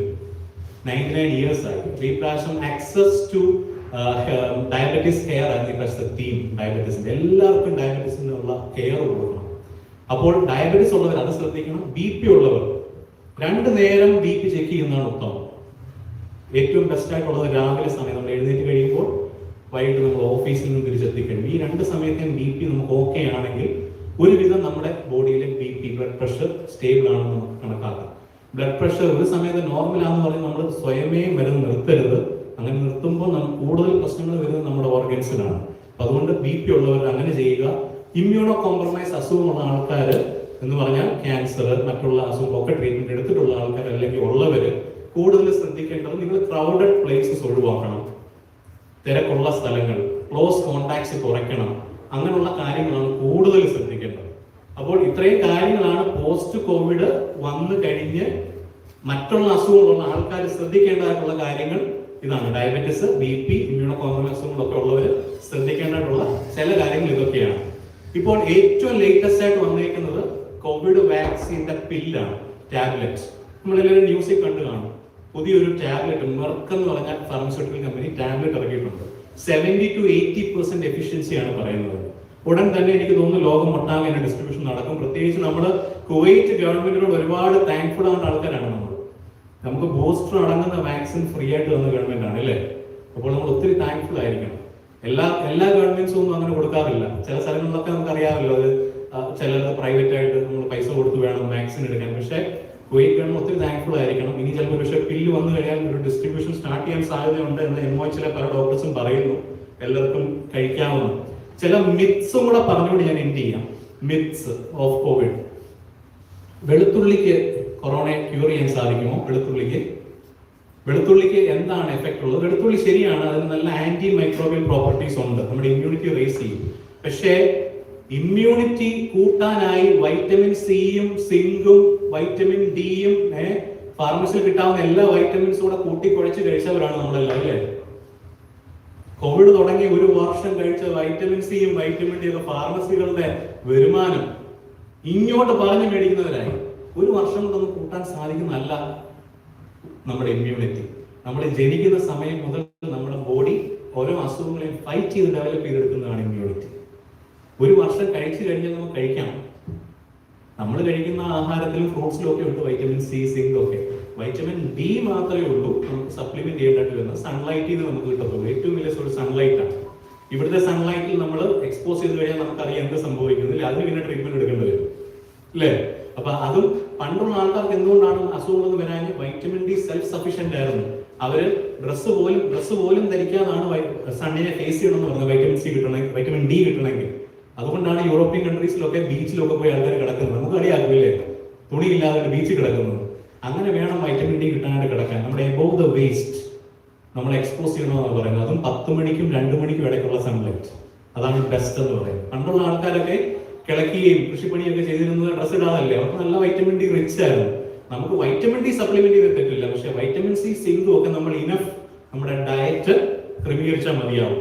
അപ്പൊ അതാണ് ചില മിക്സ് എനിക്ക് പറയാനുള്ളത്. പോസ്റ്റ് കോവിഡ് നിങ്ങളുടെ ലങ്സിനെ പ്രൊട്ടക്ട് ചെയ്യണം, റീഹാബിലിറ്റേറ്റ് ചെയ്യാനായിട്ട് ലങ് എക്സസൈസ് ചെയ്യണം, സ്പൈറോമെട്രി വെച്ചുള്ള എക്സസൈസുകൾ ചെയ്യണം. അപ്പൊ അങ്ങനെയുള്ള കാര്യങ്ങളാണ് ലങ്സിനെ പ്രൊട്ടക്ട് ചെയ്യാനായിട്ടുള്ളത്. ചെസ്റ്റ് പെയിൻ ഉണ്ടെങ്കിൽ തീർച്ചയായിട്ടും നിങ്ങൾ പോയി നിങ്ങളുടെ CT സ്കാൻ, ലങ്സിന്റെ ചെസ്റ്റ് ടൈറ്റ്നസ് ഉണ്ടെങ്കിലും അത് ചെയ്യണം, ECG എടുക്കണം. അങ്ങനെയുള്ള ബേസിക് കാര്യങ്ങൾ. ഒരു കോവിഡ് കഴിഞ്ഞാൽ ഒരു ബേസിക് ചെക്കപ്പ് ചെയ്യുന്നത് നല്ലതാണ്.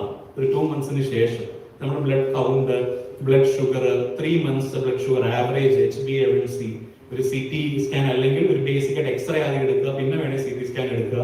അപ്പൊ ഇങ്ങനെയുള്ള കാര്യങ്ങളാണ് ബേസിക് ആയിട്ട് നമ്മൾ ചെയ്യേണ്ടത്. പോസ്റ്റ് കോവിഡ് പ്രശ്നങ്ങൾ ഇതാണ്, പോസ്റ്റ് കോവിഡ് റീഹാബിലിറ്റേഷൻ ഇതാണ്. നമുക്കുള്ള ടൈമിനുള്ളിൽ ഇതിൽ കൂടുതൽ കാര്യങ്ങൾ പറഞ്ഞു തരണമെന്ന് എനിക്ക് ആഗ്രഹമുണ്ട്. പക്ഷേ എനിക്ക് ഇതിൽ കൂടുതൽ നിങ്ങളുടെ സംശയങ്ങൾ തീർക്കാനാണ് എനിക്കിപ്പം താല്പര്യം. അപ്പോൾ ഞാനിപ്പോൾ എന്റെ ടോക്ക് എന്ത് ചെയ്യുകയാണ്.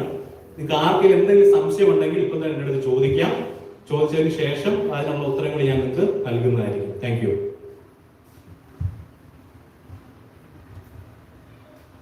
നമുക്ക് പോസ്റ്റ് കോവിഡ് ടൈമില് നമ്മൾ എങ്ങനെ നമുക്ക് നമ്മുടെ ഹെൽത്തിനെ കുറച്ചും കൂടെ മെച്ചമായി നിലനിർത്താമെന്നുള്ളതായ കാര്യങ്ങൾ കേൾക്കുന്നുണ്ടായല്ലോ. നമുക്ക് എല്ലാവർക്കും വളരെ ഫെമിലിയർ ആയിട്ട് നമ്മുടെ ജീവിതത്തിന്റെ അനുഭവമായിട്ടുള്ളതായ ഒരു കാര്യമാണ് കോവിഡും അത് കഴിഞ്ഞുള്ളതായ ജീവിത സാഹചര്യവും. എല്ലാവർക്കും സംശയങ്ങളൊക്കെ ഉണ്ടാവാൻ സാധ്യതയുണ്ട്. അതുകൊണ്ട് നിങ്ങൾക്ക് സമയം കളയാതെ നിങ്ങൾക്ക് ചോദ്യങ്ങൾ ചോദിക്കാം.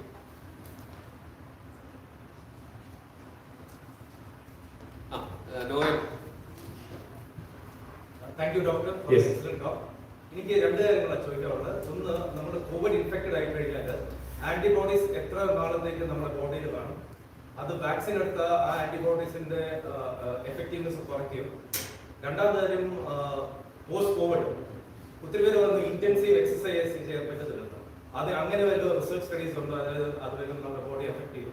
ഈ രണ്ട് കാര്യങ്ങൾ. Okay, thank you. ഞാനത് സംസാരിക്കാൻ ഇരുന്നതിനാണ്, സമയക്കുറവ് കാരണം ഞാൻ മാറ്റി വെച്ചതാണ്. ഇത് ഈ ആന്റിബോഡിയുടെ ഒരു പൂർണ്ണമായ പഠനം എന്ന് വെച്ചാൽ ഫുൾ പ്രൂഫ് ആയിട്ടുള്ള പഠനം നമ്മുടെ കയ്യിലില്ല. കാരണം ഇപ്പൊ ആകെ 1.5 years ആയിട്ടുള്ള കോഡ് വന്നിട്ട്.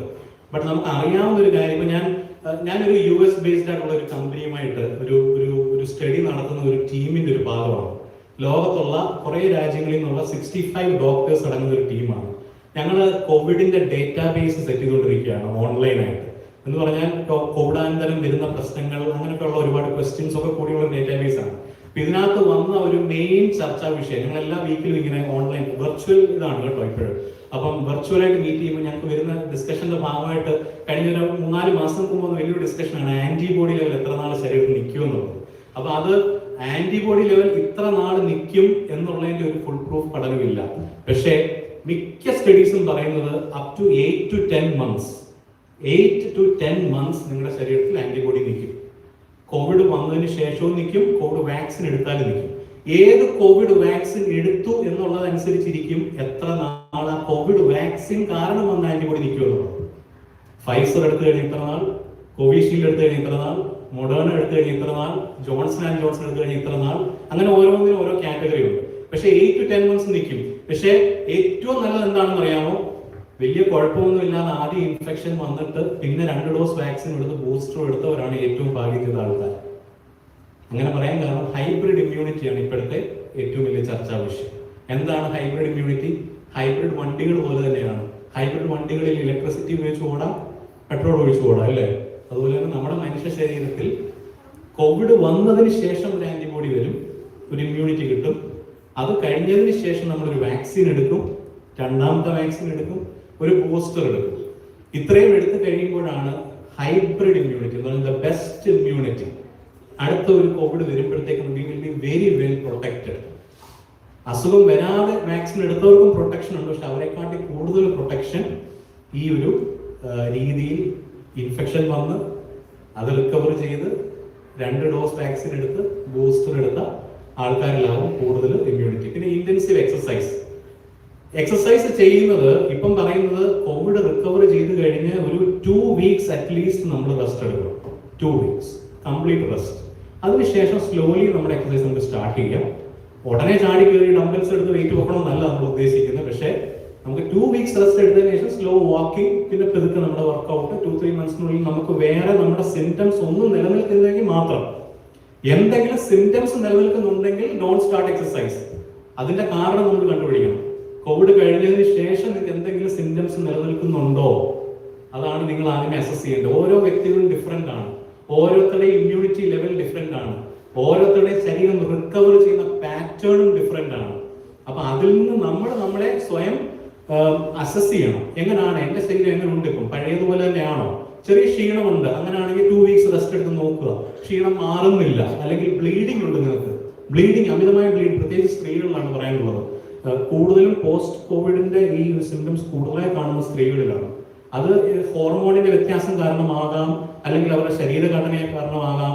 അത് എന്താണെന്നുള്ള വ്യക്തമായ പഠനം ഇപ്പം നമുക്ക് അറിയത്തില്ല. പക്ഷെ എന്തെങ്കിലും ബ്ലീഡിംഗ് ടെൻഡൻസീസ് കൂടുതലുണ്ടെങ്കിൽ നിങ്ങൾ നിങ്ങളുടെ ബ്ലഡ് കൗണ്ട് ചെക്ക് ചെയ്യണം, പ്ലേറ്റ്ലെറ്റ് ലെവൽ ചെക്ക് ചെയ്യണം.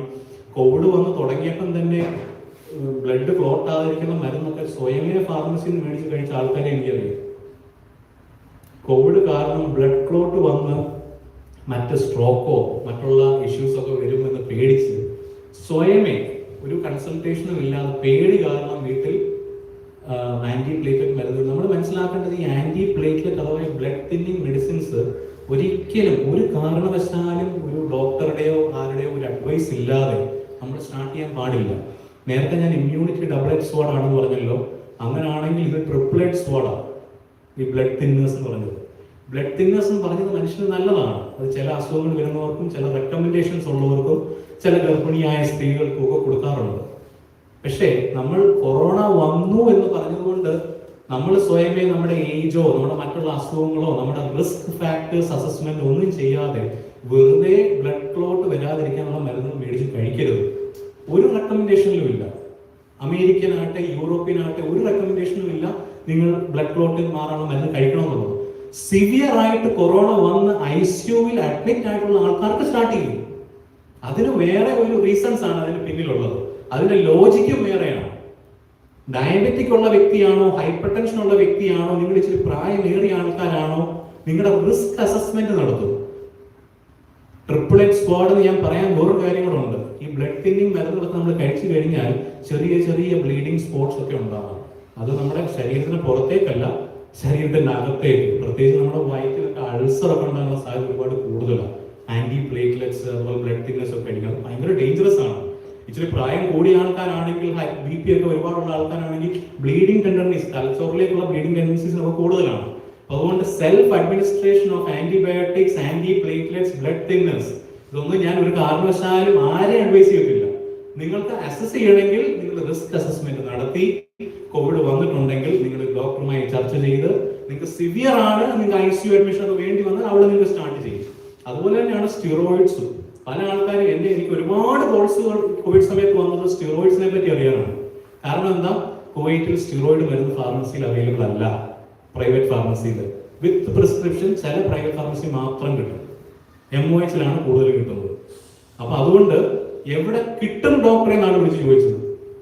ഞാൻ കഴിക്കട്ടെ എന്നല്ല, ഡോക്ടറെ സ്റ്റിറോയിഡ് മരുന്ന് എവിടെ കിട്ടും? ഡോക്ടറിന്റെ ഹോസ്പിറ്റലിൽ വന്നാൽ എനിക്ക് കിട്ടുമോ? നമുക്ക് പരിചയമുള്ളവരാകുമ്പോൾ നമ്മളെ വിളിക്കുമല്ലോ. അപ്പൊ നമുക്ക് ഡയറക്റ്റ് ഇങ്ങനെ എന്ത് പറയാൻ പറ്റും അവരുടെ അടുത്ത്? അപ്പൊ ഞാൻ പറഞ്ഞു, എന്ത് കാരണവശാലാണ്? ഡോക്ടറെ എന്റെ ഫാമിലിക്ക് മൊത്തം കോവിഡാണ്. അപ്പൊ ഇത് വരുത്തിയ ഒരു ഭീതിയാണ് നമ്മൾ കാണേണ്ടത്. മനുഷ്യൻ ഇല്ലേ, നമുക്ക് നമ്മുടെ കണ്ണിന് പോലും കാണാൻ പറ്റാത്ത ഒരു സൂക്ഷ്മാണു എന്തുമാത്രം തീവ്രത സൃഷ്ടിച്ചു. ഈ പോസ്റ്റ് കോവിഡിലും നമ്മൾ അറിഞ്ഞിരിക്കേണ്ട കാര്യം ഇതാണ്. വെറുതെ നമ്മൾ ഈ ബ്ലഡ് തിന്നർ മരുന്നുകൾ കഴിക്കരുത്. നിങ്ങൾക്ക് റിസ്ക് കൂടുതലാണെങ്കിൽ അത് അസസ് ചെയ്തതിന് ശേഷം നിങ്ങൾക്ക് വേണമെങ്കിൽ സ്റ്റാർട്ട് ചെയ്യാം.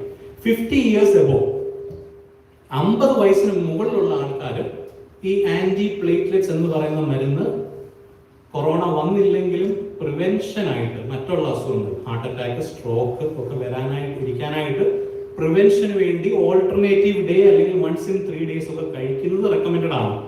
കഴിക്കാം. പക്ഷേ കഴിച്ചതിന് ശേഷം നിങ്ങൾക്ക് എന്തെങ്കിലും സൈഡ് എഫക്ട്സ് ലൈക്ക് അൾസറോ ബ്ലീഡിങ്ങോ തലവേദന ചിലർക്ക് വരാറുണ്ട്. അങ്ങനെയൊക്കെ വരുന്നവരാണെങ്കിൽ പിന്നെ അതിനെപ്പറ്റി നിങ്ങൾ ഡോക്ടറുമായിട്ട് ഡിസ്കസ് ചെയ്ത് കണ്ടിന്യൂ ചെയ്യണോ അതോ സ്റ്റോപ്പ് ചെയ്യണോ പറ്റി നിങ്ങൾ ആലോചിക്കേണ്ടതാണ്. മറ്റെന്തെങ്കിലും ക്വസ്റ്റ്യൻസ് ഉണ്ടോ? ഉണ്ടെങ്കിൽ ആന്റിബയോട്ടിക് എടുക്കുന്ന പേഷ്യന്റ് ലൈക്ക് സപ്പോസ് ഇപ്പോൾ ഡോക്ടർ പറയുക കണ്ടിന്യൂ മെഡിസിൻസ് കൊടുക്കുമല്ലോ. അപ്പൊ അങ്ങനെയുള്ള ഒരു സിറ്റുവേഷനിൽ how long it is life long അങ്ങ് എടുക്കുവാണോ അതോ to just follow up or anything to break in between അങ്ങനെ വല്ലതും ഉണ്ടോ? ഇത് ഏത് സിറ്റുവേഷനിലാണ് ചോദിക്കുന്നത്? കോവിഡ് വന്ന ഒരു രോഗി ഇപ്പൊ നമ്മുടെ വീട്ടിൽ ഞാൻ കണ്ടിരിക്കുന്ന ഒരുപാട് ഫ്രണ്ട്സും ഒരുപാട് ആൾക്കാരും എടുക്കുന്നതായിട്ട് ഹസ്ബൻഡ് ഒക്കെ എടുക്കുന്നതായിട്ട് പറഞ്ഞു കേട്ടിട്ടുണ്ട്. എനിക്കതിന്റെ ഒരു ക്ലിയർ പിക്ചർ കിട്ടിയിട്ടില്ല.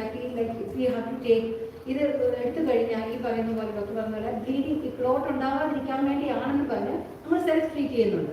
സോ ഈ സെൽഫ് ട്രീറ്റ്മെന്റ് കറക്റ്റ് ആണോ?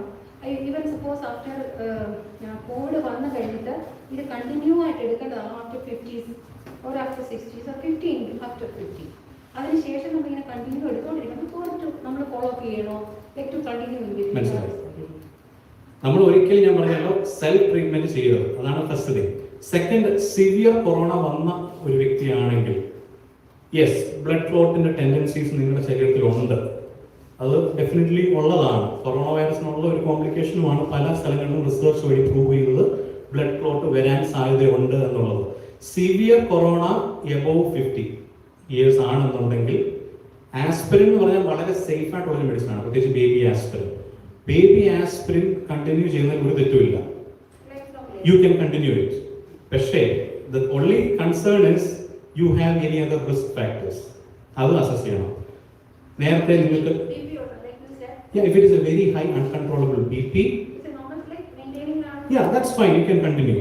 പക്ഷേ പ്രീവിയസ് നിങ്ങൾക്ക് എന്തെങ്കിലും മേജർ സർജറീസ് കഴിഞ്ഞ വ്യക്തിയാണോ, നിങ്ങൾ ക്യാൻസർ ട്രീറ്റ്മെന്റ് എടുത്ത വ്യക്തിയാണോ, നിങ്ങൾക്ക് ഇതിനു മുമ്പ് എന്തെങ്കിലും ബ്ലീഡിംഗ് ഉണ്ടായിട്ടുണ്ടോ, ഇൻട്രാക്രേനിയൽ തലച്ചോറ് ബ്ലീഡിംഗ് ഉണ്ടായിട്ടുണ്ടോ, സ്റ്റൊമക് അൾസേഴ്സ് നേരത്തെ ഉണ്ടായിട്ടുണ്ടോ, നിങ്ങൾക്ക് പൈൽസ് ഉണ്ടോ, ഇതെല്ലാം റിസ്ക് ഒരു ലിസ്റ്റാണിത്. അത് 1-2 കാര്യത്തിൽ വി കനോട്ട് സ്റ്റോപ്പ് ഇറ്റ്. ഈ കംപ്ലീറ്റ് റിസ്ക് അസസ്മെന്റ് നടത്തിയിട്ടാണ് how can you continue this, or do you need to eat it every day, or do you need to eat it alternate day, or once.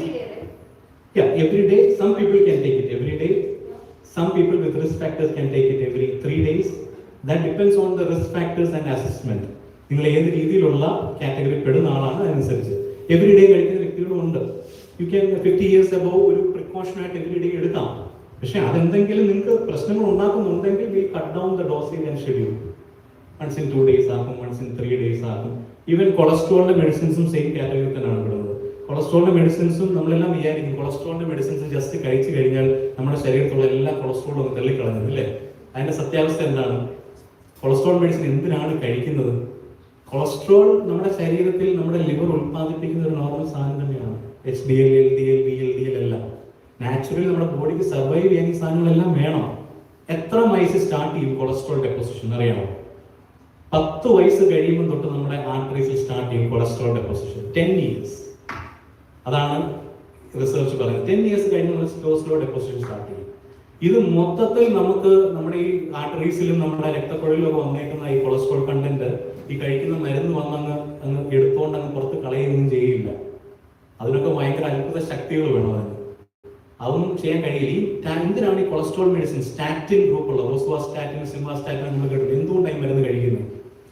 നമ്മുടെ blood വെസൽസിൽ അടങ്ങിയിരിക്കുന്ന ഈ cholesterol കെട്ടുകൾ അഥവാ plates എന്ന് വിളിക്കുവാനെ, plates നമ്മുടെ പല്ലിലൊക്കെ വരുന്ന plates കണ്ടിട്ടില്ല, അതുപോലെ പ്ലേറ്റ്സ് പോലാണ് ചെറിയ ഉണ്ട രീതിയിലുള്ള സാധനമാണ് ഈ ഹോളോ ആയിട്ടിരിക്കുന്ന കൊളസ്ട്രോളിന്റെ ഈ ആർട്ടറീസിന്റെ സൈഡിൽ ഡെപ്പോസിറ്റ് ചെയ്യുന്നത്. ഈ ഡെപ്പോസിറ്റ് ചെയ്യുന്ന സാധനത്തിനെ സ്റ്റേബിൾ ആയിട്ട് അവിടെ നിർത്തുക എന്നുള്ളൊരു വലിയ കഴിവാണ് സ്റ്റാറ്റിൻസിനുള്ളത്. അത് അവിടുന്ന് പൊട്ടിപ്പോയാൽ എന്ത് സംഭവിക്കും? ആർട്ടറീസിലുള്ള ഈ കൊളസ്ട്രോൾ ഡെപ്പോസിഷൻ പൊട്ടിപ്പോയാൽ എന്താണ് സംഭവിക്കുന്നത്? ഹാർട്ട് അറ്റാക്ക്, സ്ട്രോക്ക്, അതൊക്കെ സംഭവിക്കുന്നത് അങ്ങനെയാണ്. ഹാർട്ട് അറ്റാക്ക്, സ്ട്രോക്ക് എങ്ങനെയാണ് വരുന്നത്? ഒക്ലൂഷൻ. നിങ്ങളുടെ ഹാർട്ടിലുള്ള മേജർ വെസൽസിൽ വരുന്ന ബ്ലോക്ക്, അത് കാരണമാണ് ഹാർട്ട് അറ്റാക്ക് വരുന്നത്. ശരീരത്തിൽ ഏത് ആർട്ടറിയിൽ വേണേലും കൊളസ്ട്രോൾ ഡെപ്പോസിഷൻ വരാം. എല്ലാ ആർട്ടറിയിലും ഡെപ്പോസിഷൻ ഒന്നും ഈ സ്റ്റാറ്റിൻ മരുന്ന് എടുത്ത് കളയാൻ സാധിക്കുകയില്ല. അതല്ല അതിന്റെ പ്രിവെൻഷൻ ആണ് ഏറ്റവും വലുത്. 50 years above ഉള്ള ആൾക്കാരിൽ ഡയബറ്റിക് ആണോ, ഹൈപ്പർടെൻസീവ് ആണോ, യെസ്, നിങ്ങൾക്ക് റിസ്ക് ഫാക്ടേഴ്സ് ഉണ്ട്. അപ്പോൾ നിങ്ങൾ കൊളസ്ട്രോൾ ഹൈ അല്ലെങ്കിൽ പോലും നിങ്ങൾ സ്റ്റാറ്റിൻ മരുന്ന് എടുക്കണം, അഥവാ ബേബി ആസ്പിരിൻ എടുക്കണം എന്ന റെക്കമെൻഡേഷൻ ഉണ്ട്. അതെന്തുകൊണ്ടാണ് പറയുന്നത്? നിങ്ങൾക്ക് പ്രിവെൻഷന് വേണ്ടിയിട്ടാണ്. ഈ ആർട്ടറീസിൽ അടങ്ങിയിരിക്കുന്ന ഈ കൊളസ്ട്രോൾ പ്ലേറ്റ്സിനെ സ്റ്റേബിൾ ആയിട്ട് അവിടെ പിടിച്ചു വെക്കാനുള്ള ഏറ്റവും വലിയ കഴിവുള്ള ഒരേ ഒരു മെഡിസിനെ ഉള്ളതാണ് സ്റ്റാറ്റിൻ. അതുകൊണ്ട് തന്നെ നിങ്ങളെ പ്രിവെന്റ് ചെയ്യും ഫ്യൂച്ചർ ഹാർട്ട് അറ്റാക്ക്, സ്ട്രോക്ക് ഒക്കെ വരുന്നത്. ബേബി ആസ്പിരിൻ അഥവാ ബ്ലഡ് തിന്നിയ സമയം, പക്ഷേ നിങ്ങളുടെ റിസ്ക് മനസ്സിലാക്കി വേണം ബേബി ആസ്പിരിൻ കണ്ടിന്യൂ ചെയ്യുന്നത്.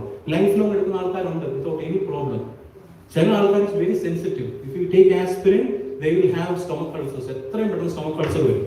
അങ്ങനെയുള്ളവർക്ക് ഭയങ്കര പ്രശ്നമായിരിക്കും. കാരണം കുവൈറ്റ് ഫേസ് ചെയ്യുന്ന ഏറ്റവും വലിയ ഇഷ്യൂ എന്താണെന്ന് അറിയാമോ? വയറിന്റെ അൾസർ ഫോളോയിങ് ഇൻഫെക്ഷൻ വിത്ത് H. pylori. ഹെലിക്കോബാക്ടർ പൈലോറി എന്ന് പറഞ്ഞൊരു ബാക്ടീരിയ റെസിസ്റ്റന്റ് ആയിട്ടുള്ള ഒരു രാജ്യമാണ് കുവൈറ്റ്. അത് ഏറ്റവും കൂടുതൽ ഉള്ളത് കുവൈറ്റി ഫുഡിനകത്താണ്. പ്രത്യേകിച്ച് ഈ അറബ് ഫുഡ്സ് ഒക്കെ ഉണ്ടല്ലോ, ഈ പുറത്തുള്ള ലോക്കൽ കടകളിലൊക്കെ വിൽക്കുന്ന ഈ ചിക്കൻ അതിലൊക്കെ ഇവര് കൈ കഴുകാതെ unhygienic ways of preparing food അതിൽ കൂടാണ് ട്രാൻസ്മിറ്റ് ചെയ്യുന്നത്. ഡയറക്ട്ലി ഫീക്കൽ ഓറോ റൂട്ടാണ് ഇത് സ്പ്രെഡ് ചെയ്യുന്നത്. ഒരുപാട് പേഷ്യൻസിനെ കാണാറുണ്ട്, ഒരുപാട് പേഷ്യൻസിന് സ്റ്റൂൾ ടെസ്റ്റ് ചെയ്യുമ്പോൾ H. pylori പോസിറ്റീവ് ആയിട്ട്. അപ്പം വയറിന് എന്തെങ്കിലും അങ്ങനെ അസ്വസ്ഥത ഉണ്ടെങ്കിൽ അൾസറുകൾ വന്നു കഴിഞ്ഞാൽ that gets complicated with infection. നമ്മൾ കഴിക്കുന്ന ആഹാരത്തിൽ കൂടി വരുന്ന ബാക്ടീരിയ പെട്ടെന്ന് ഇൻഫെക്റ്റഡ് ആയിട്ട് സ്റ്റൊമക്കിന് ഒരുപാട് പ്രശ്നങ്ങൾ ഉണ്ടാവും. അപ്പോൾ അതാണ് ഈ ആസ്പിരിൻ കഴിക്കുന്നത് വരുന്ന മറ്റൊരു ഇഷ്യൂ. അല്ലാതെ സിവിയർ കോവിഡ് വന്ന ഒരാൾക്ക് റിസ്ക് ഫാക്ടേഴ്സ് കുറവാണെങ്കിൽ there is no problem in continuing baby aspirin. But you cannot take heparin or warfarin എന്ന് പറഞ്ഞ വലിയ ബ്ലഡ് തിന്നേഴ്സ് എടുക്കാൻ പാടില്ല. Baby aspirin is okay, but you have to be cautious about other symptoms you get after starting aspirin. That's all. Any other questions? Any questions undo any? എന്ത് doubt ആണെങ്കിലും ചോദിക്കാം. Covid അല്ല, എന്ത് medical related doubts ആണെങ്കിലും ചോദിക്കാം. Carriers and acceptable that dangerous, or how can that be? How should we avoid that? I mean, how are we supposed to? Our engine number American carriers are not carriers. If we go through the carriers, are we supposed to be afraid of them, or should we keep them away? കാരിയേഴ്സും സിംറ്റമാറ്റിക്കും basically same ആണ്. ഒരാൾക്ക് carrier ആ corona വൈറസിന്റെ carrier ആണെന്ന് പറയുന്നതും being asymptomatic of corona virus infection is the same. നിങ്ങൾക്ക് symptoms കാണിക്കുന്നില്ലെന്നേ ഉള്ളൂ. കാരിയർ എന്ന് പറയുന്നത് അവരുടെ ഇൻഫെക്ഷൻ ഉണ്ടെങ്കിൽ സ്പ്രെഡ് ചെയ്യാനുള്ള സാധ്യത കൂടുതലാണ്. അപ്പൊ നിങ്ങൾ എന്തുമാത്രം കോഷ്യസ് ആണെന്നുള്ളത് എനിക്കോ നിങ്ങൾക്കോ ആർക്കെങ്കിലും അസിംറ്റമാറ്റിക് ഇൻഫെക്ഷൻ ഇപ്പോൾ ഇവിടെ ഉണ്ടോ എന്നുള്ളത് നമുക്ക് പറയാൻ സാധിക്കില്ല. കാരണം ഒരു വാക്സിനോ അല്ലെങ്കിൽ ഒരു രീതിയിലുള്ള ഒരു മൊഡാലിറ്റിയോ നിങ്ങൾ PCR ചെയ്യാതെ നിങ്ങൾക്ക് അത് മനസ്സിലാക്കാൻ സാധിക്കില്ല. അപ്പൊ അതുകൊണ്ട് തന്നെ carrier and asymptomatic infection is basically the same. അതിനൊരു വ്യത്യാസമില്ല. ഹെപ്പറ്റൈറ്റിസ് കാരിയർ എന്ന് പറയുന്നതും ഹെപ്പറ്റൈറ്റിസ് എന്ന് പറഞ്ഞ രോഗം വരുന്ന കാരിയർ എന്ന് പറയുന്നതും ഹെപ്പറ്റൈറ്റിസ് ഇൻഫെക്റ്റീവ് രോഗി എന്ന് പറയുന്നതിലും വ്യത്യാസമുണ്ട്. അതും ഇതും തമ്മിൽ നമുക്ക് താരതമ്യം ചെയ്യാൻ പറ്റില്ല. കൊറോണ കാരിയർ അല്ലെങ്കിൽ കൊറോണ കാരിയർ എന്നൊരു ടേം ഇപ്പൊ യൂസ് ചെയ്യുന്നില്ല. Corona asymptomatic infection and symptomatic infection ഇത് രണ്ടേ ഉള്ളൂ കൊറോണയെ പറ്റി ഇപ്പം ടേം ചെയ്യുന്ന വാക്കുകൾ. ബൂസ്റ്റർ എന്ന് പറയുന്നത് ഇപ്പം റീസെന്റ് 5 to 11 years ഉള്ള കുട്ടികൾക്കും American paediatric association they can also take. Booster എന്ന് പറയുന്നത് നമ്മൾ എടുക്കണം. കാരണം അതിന്റെ ഏറ്റവും വലിയ കാരണം ഞാൻ ആദ്യം പറഞ്ഞത് തന്നെയാണ്. കൊറോണ വൈറസിന്റെ വാക്സിൻ എന്ന് പറഞ്ഞ ഇസ് നോട്ട് ലൈഫ് ലോങ്. കാരണം it degrades. If it is an mRNA vaccine like Pfizer or Moderna ആണെങ്കിൽ അതിനകത്ത് mRNA ആണുള്ളത്. ഈ mRNA എന്ന് പറഞ്ഞ ഈ കണ്ടന്റ് 2 ആഴ്ചക്കുള്ളിൽ ശരീരത്തിൽ നിന്ന് പോകും. 2 weeks. So that doesn't mean you are not safe after 2 weeks. mRNA എന്ന് പറഞ്ഞ content goes, but your antibody comes up and it will stay till 8 to 10 months. നേരെ തിരിച്ച് കോവിഷീൽഡ് ഒക്കെ എടുത്ത ആൾക്കാരാണെങ്കിൽ അഡിനോ വൈറസ് എന്ന് പറയുന്ന ഒരു വൈറസിന്റെ ബാക്കിങ്ങിൽ പ്രോട്ടീനെ അകത്തേക്ക് കൊടുക്കുന്ന പരിപാടിയാണ് കോവിഷീൽഡ് ചെയ്യുന്നത്. ആ കോവിഷീൽഡിനും സെയിം രീതിയിൽ തന്നെ ഈ പ്രോട്ടീൻ ആയതുകൊണ്ട്, പ്രോട്ടീൻ നമുക്കറിയാം നമ്മുടെ ശരീരത്തിൽ നമ്മൾ ആവശ്യത്തിന് കഴിച്ചില്ലെങ്കിൽ മസിൽ മാസ് നിൽക്കത്തില്ല. അപ്പോൾ സെയിം തന്നെ പ്രോട്ടീൻ, ആ പ്രോട്ടീന്റെ ആ പീരീഡ് കഴിയുമ്പോഴത്തേക്ക് ആന്റിബോഡി ഡീഗ്രേഡ് ചെയ്യും. അതുകൊണ്ട് ഡെഫിനറ്റ്ലി ഇപ്പോഴത്തെ റെക്കമെൻഡേഷൻ വെച്ച് booster you have to take. അത് ഫൈസർ കമ്പനി മാത്രമാണ് ഇപ്പം അതിന് Pfizer and Moderna also recent have given green flag to take booster. Covishield എടുത്തവർക്ക് Kuwait is giving Pfizer. So there is nothing wrong in taking Pfizer. Pfizer എടുക്കുന്നതിൽ ഒരു തെറ്റുമില്ല booster ആയിട്ട്. കാരണം മിക്സിംഗ് ഓഫ് വാക്സിൻ പഠനങ്ങൾ ഇറ്റലിയിലും UK-യിലും ഒക്കെ നടക്കുകയുണ്ടായി. കാണിക്കുന്നത് if you mix A vaccine your antibody levels will be more than taking the same vaccine എന്നുള്ളതാണ് ഇപ്പോഴത്തെ പഠനങ്ങൾ. വാക്സിൻ എടുത്തതിന് ശേഷം യെസ് സൈഡ് എഫക്ട്സ് വരുന്ന ആൾക്കാരുണ്ട്. അത് 1 in 1 lakh അഥവാ 1 in a million അങ്ങനെയൊക്കെയുള്ള രീതിയിലാണ് പലയിടത്തും കാണുന്നത്. ഫൈസർ വാക്സിൻ എടുക്കുന്നതിൽ ചിലരിൽ കണ്ട ചില പ്രോബ്ലംസ്, കൂടുതൽ അമേരിക്കയിലാണ് കണ്ടത്, വന്നത് ഹാർട്ടിന്റെ മസിലിൽ വരുന്ന ഇൻഫ്ലമേഷൻ ആണ് കണ്ടത്, മയോകാർഡൈറ്റിസ് എന്ന് പറയുന്നത്. ബട്ട് അതൊക്കെ വന്ന ആൾക്കാർ പെട്ടെന്ന് തന്നെ റിക്കവർ ചെയ്തു.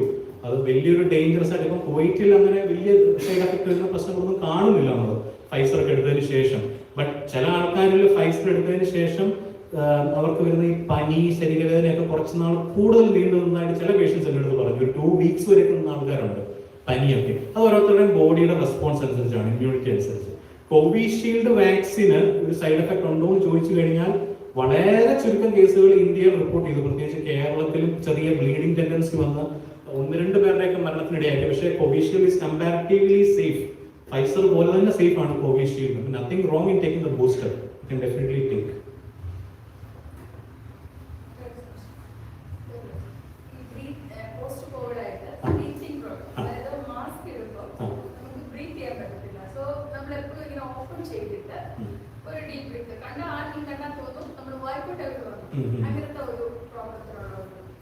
ഓക്കെ, പോസ്റ്റ് കോവിഡ് ലങ്സിനെ അഫക്ട് ചെയ്ത വ്യക്തിയാണെങ്കിൽ നിങ്ങൾ പോസ്റ്റ് കോവിഡാനന്തരം നിങ്ങൾ ലങ്സിന്റെ ചെക്കപ്പ് ചെയ്തിട്ടില്ലെങ്കിൽ ഒരു എക്സ്റേ ഇനിഷ്യലി എടുക്കുന്നത് ഏറ്റവും നല്ലതാണ്. എന്താണ് നിങ്ങളുടെ ലങ്സിന്റെ ഇപ്പോഴത്തെ അവസ്ഥ എന്നുള്ളത് മനസ്സിലാക്കുന്നത്.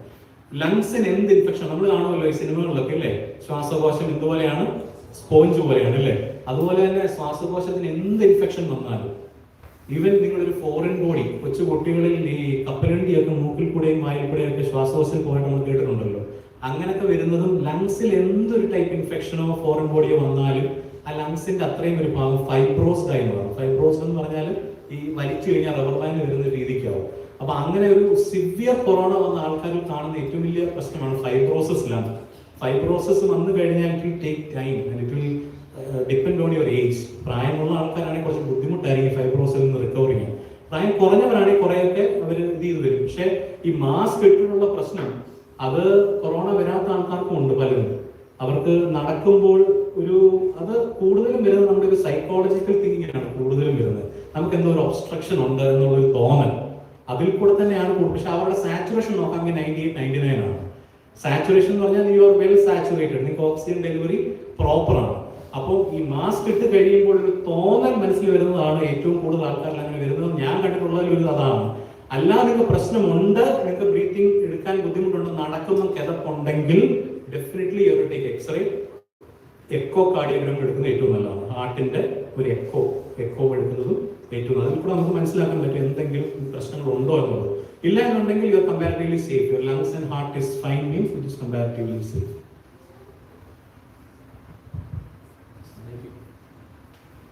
അപ്പം ഇത്രയും നേരം ഈ ഹോളി കമ്മ്യൂൺ കഴിഞ്ഞതിന് ശേഷം ഇത്രയും ക്ഷമയോടെ നിങ്ങൾ കേട്ടിരുന്നതിന് ഒരുപാട് നന്ദി. എന്തെങ്കിലും ഡൗട്ട്സോ എന്തെങ്കിലും മെഡിക്കൽ രീതിയിലുള്ള എന്ത് ഹെൽപ്പ് വേണമെങ്കിലും നിങ്ങൾക്ക് എന്നെ അപ്രോച്ച് ചെയ്യാം. I'll be always available. Thank you so much. Shri Devikutty ഡാനിയലിനെ ക്ഷണിക്കും.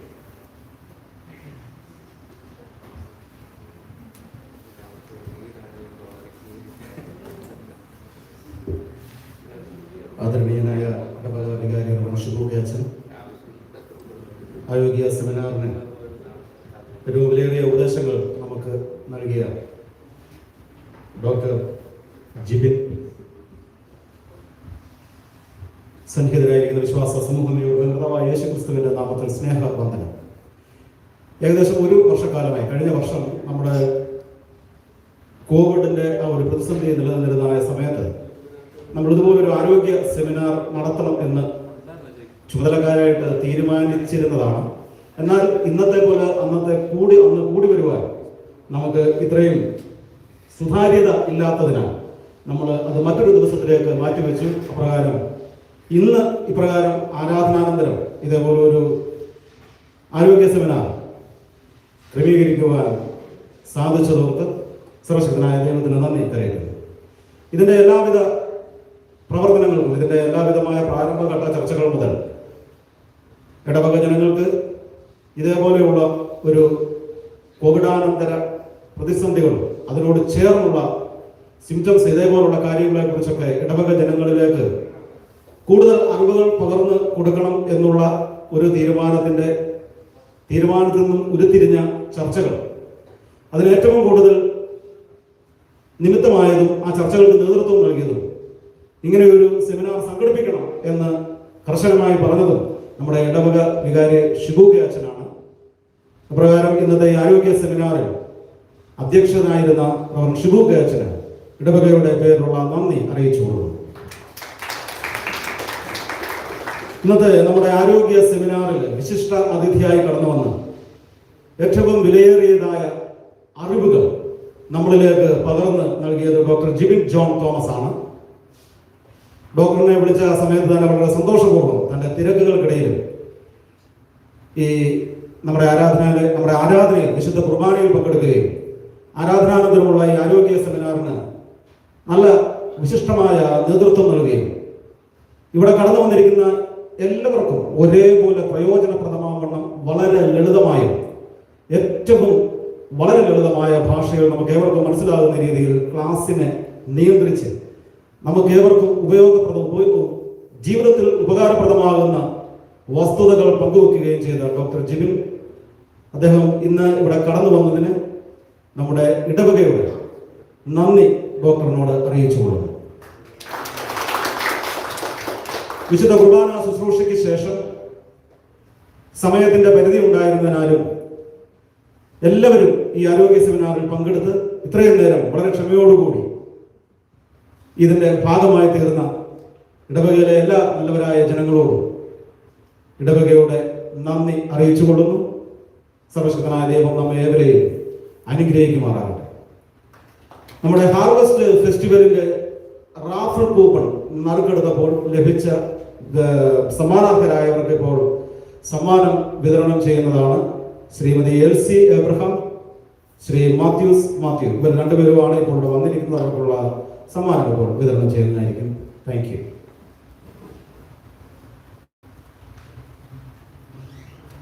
നിങ്ങൾ മുന്നോട്ട് വന്നേ. ശ്രീ എൽസി എബ്രഹാം, ശാലിനി.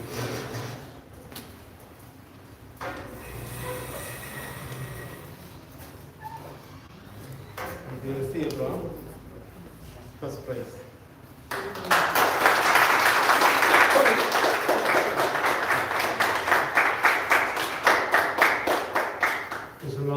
മാത്യൂസ് ജോണ് 2 പ്രൈസ് ഉണ്ട്. 3rd പ്രൈസും 9th പ്രൈസും.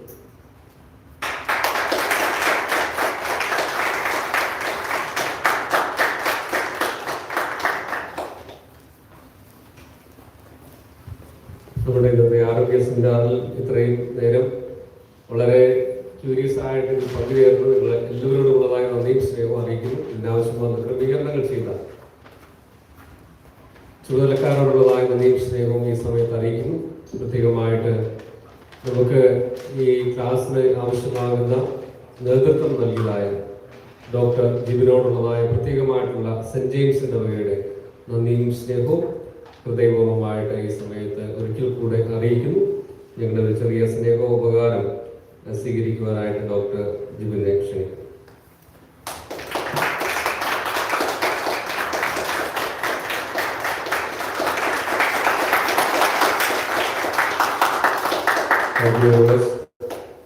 നമുക്ക് ഇത് യൂട്യൂബിൽ അവൈലബിൾ ആണ്. നമ്മുടെ വെബ്സൈറ്റിൽ നിങ്ങൾക്ക് വീണ്ടും കാണണം എന്നുണ്ടെങ്കിൽ കാണുവാനായിട്ട് സാധിക്കും. അതുപോലെ തന്നെ ഡോക്ടറിന്റെ അത്യാവശ്യത്തിന് നിങ്ങൾക്ക് സംശയങ്ങൾക്കായിട്ട് വിളിക്കുവാനായിട്ടും സാധിക്കുമെന്ന് ഞാൻ കരുതുന്നു. അത്തരത്തിൽ എന്തെങ്കിലും സംശയങ്ങളുണ്ടെങ്കിൽ നിങ്ങൾക്ക് ചോദിക്കാവുന്നതാണ്. എല്ലാവർക്കും പ്രാർത്ഥനയ്ക്കായി എഴുന്നേൽക്കാം. ആസ്തുവായിട്ട് അതിനുശേഷം പ്രാർത്ഥിക്കും. സ്നേഹവാനായ ദൈവമേ, നിങ്ങളുടെ സ്വർഗീയ കർത്താവേ, അങ്ങനെ ഞങ്ങൾ വാഴ്ത്തുകയും സ്തുതിക്കുകയും ചെയ്യുന്നു. ആരാധനായ ദൈവത്തെ ആരാധിക്കുവാൻ, ദൈവകൃപയിൽ ശരണപ്പെടുവാൻ, അനുഗ്രഹത്തോടെ ഞങ്ങളുടെ ജീവിതത്തെ മുന്നോട്ട് നയിപ്പാൻ ഇടവരുത്തിയല്ലോ. എല്ലാവരും നന്ദി പറയുന്ന കർത്താവേ. തുടർന്ന് ആരാധനയെ തുടർന്ന് ഞങ്ങൾക്ക് ഇന്നേ ദിവസം ആരോഗ്യ സെമിനാറിൽ പങ്കെടുക്കുവാനിടയായി തീർന്നല്ലോ. ഇതിന് നേതൃത്വം നൽകിയതായ ഡോക്ടർ ജിബിനെ തിരുക്കരങ്ങൾ സമർപ്പിക്കുന്നു. ഞങ്ങളെല്ലാവരെയും അവിടുത്തെ കരങ്ങൾ സമർപ്പിക്കുന്നു. അങ്ങയുടെ സുവിശേഷത്തിന്റെ സാക്ഷികളായി ജീവിപ്പാൻ കൊണ്ട് ഞങ്ങൾ ഒരുക്കണമേ. ഞങ്ങൾ സമർപ്പിതരാകുന്നു മിശിഹായുടെ നാമത്തിൽ തന്നെ. പിതാവിന്റെ അനുഗ്രഹങ്ങളും വാഴ്വുകളും പ്രിയമുള്ളവരെ നിങ്ങൾ എല്ലാവരോടും കൂടെ എന്നേക്കും ഉണ്ടായിരിക്കുമാറാകട്ടെ.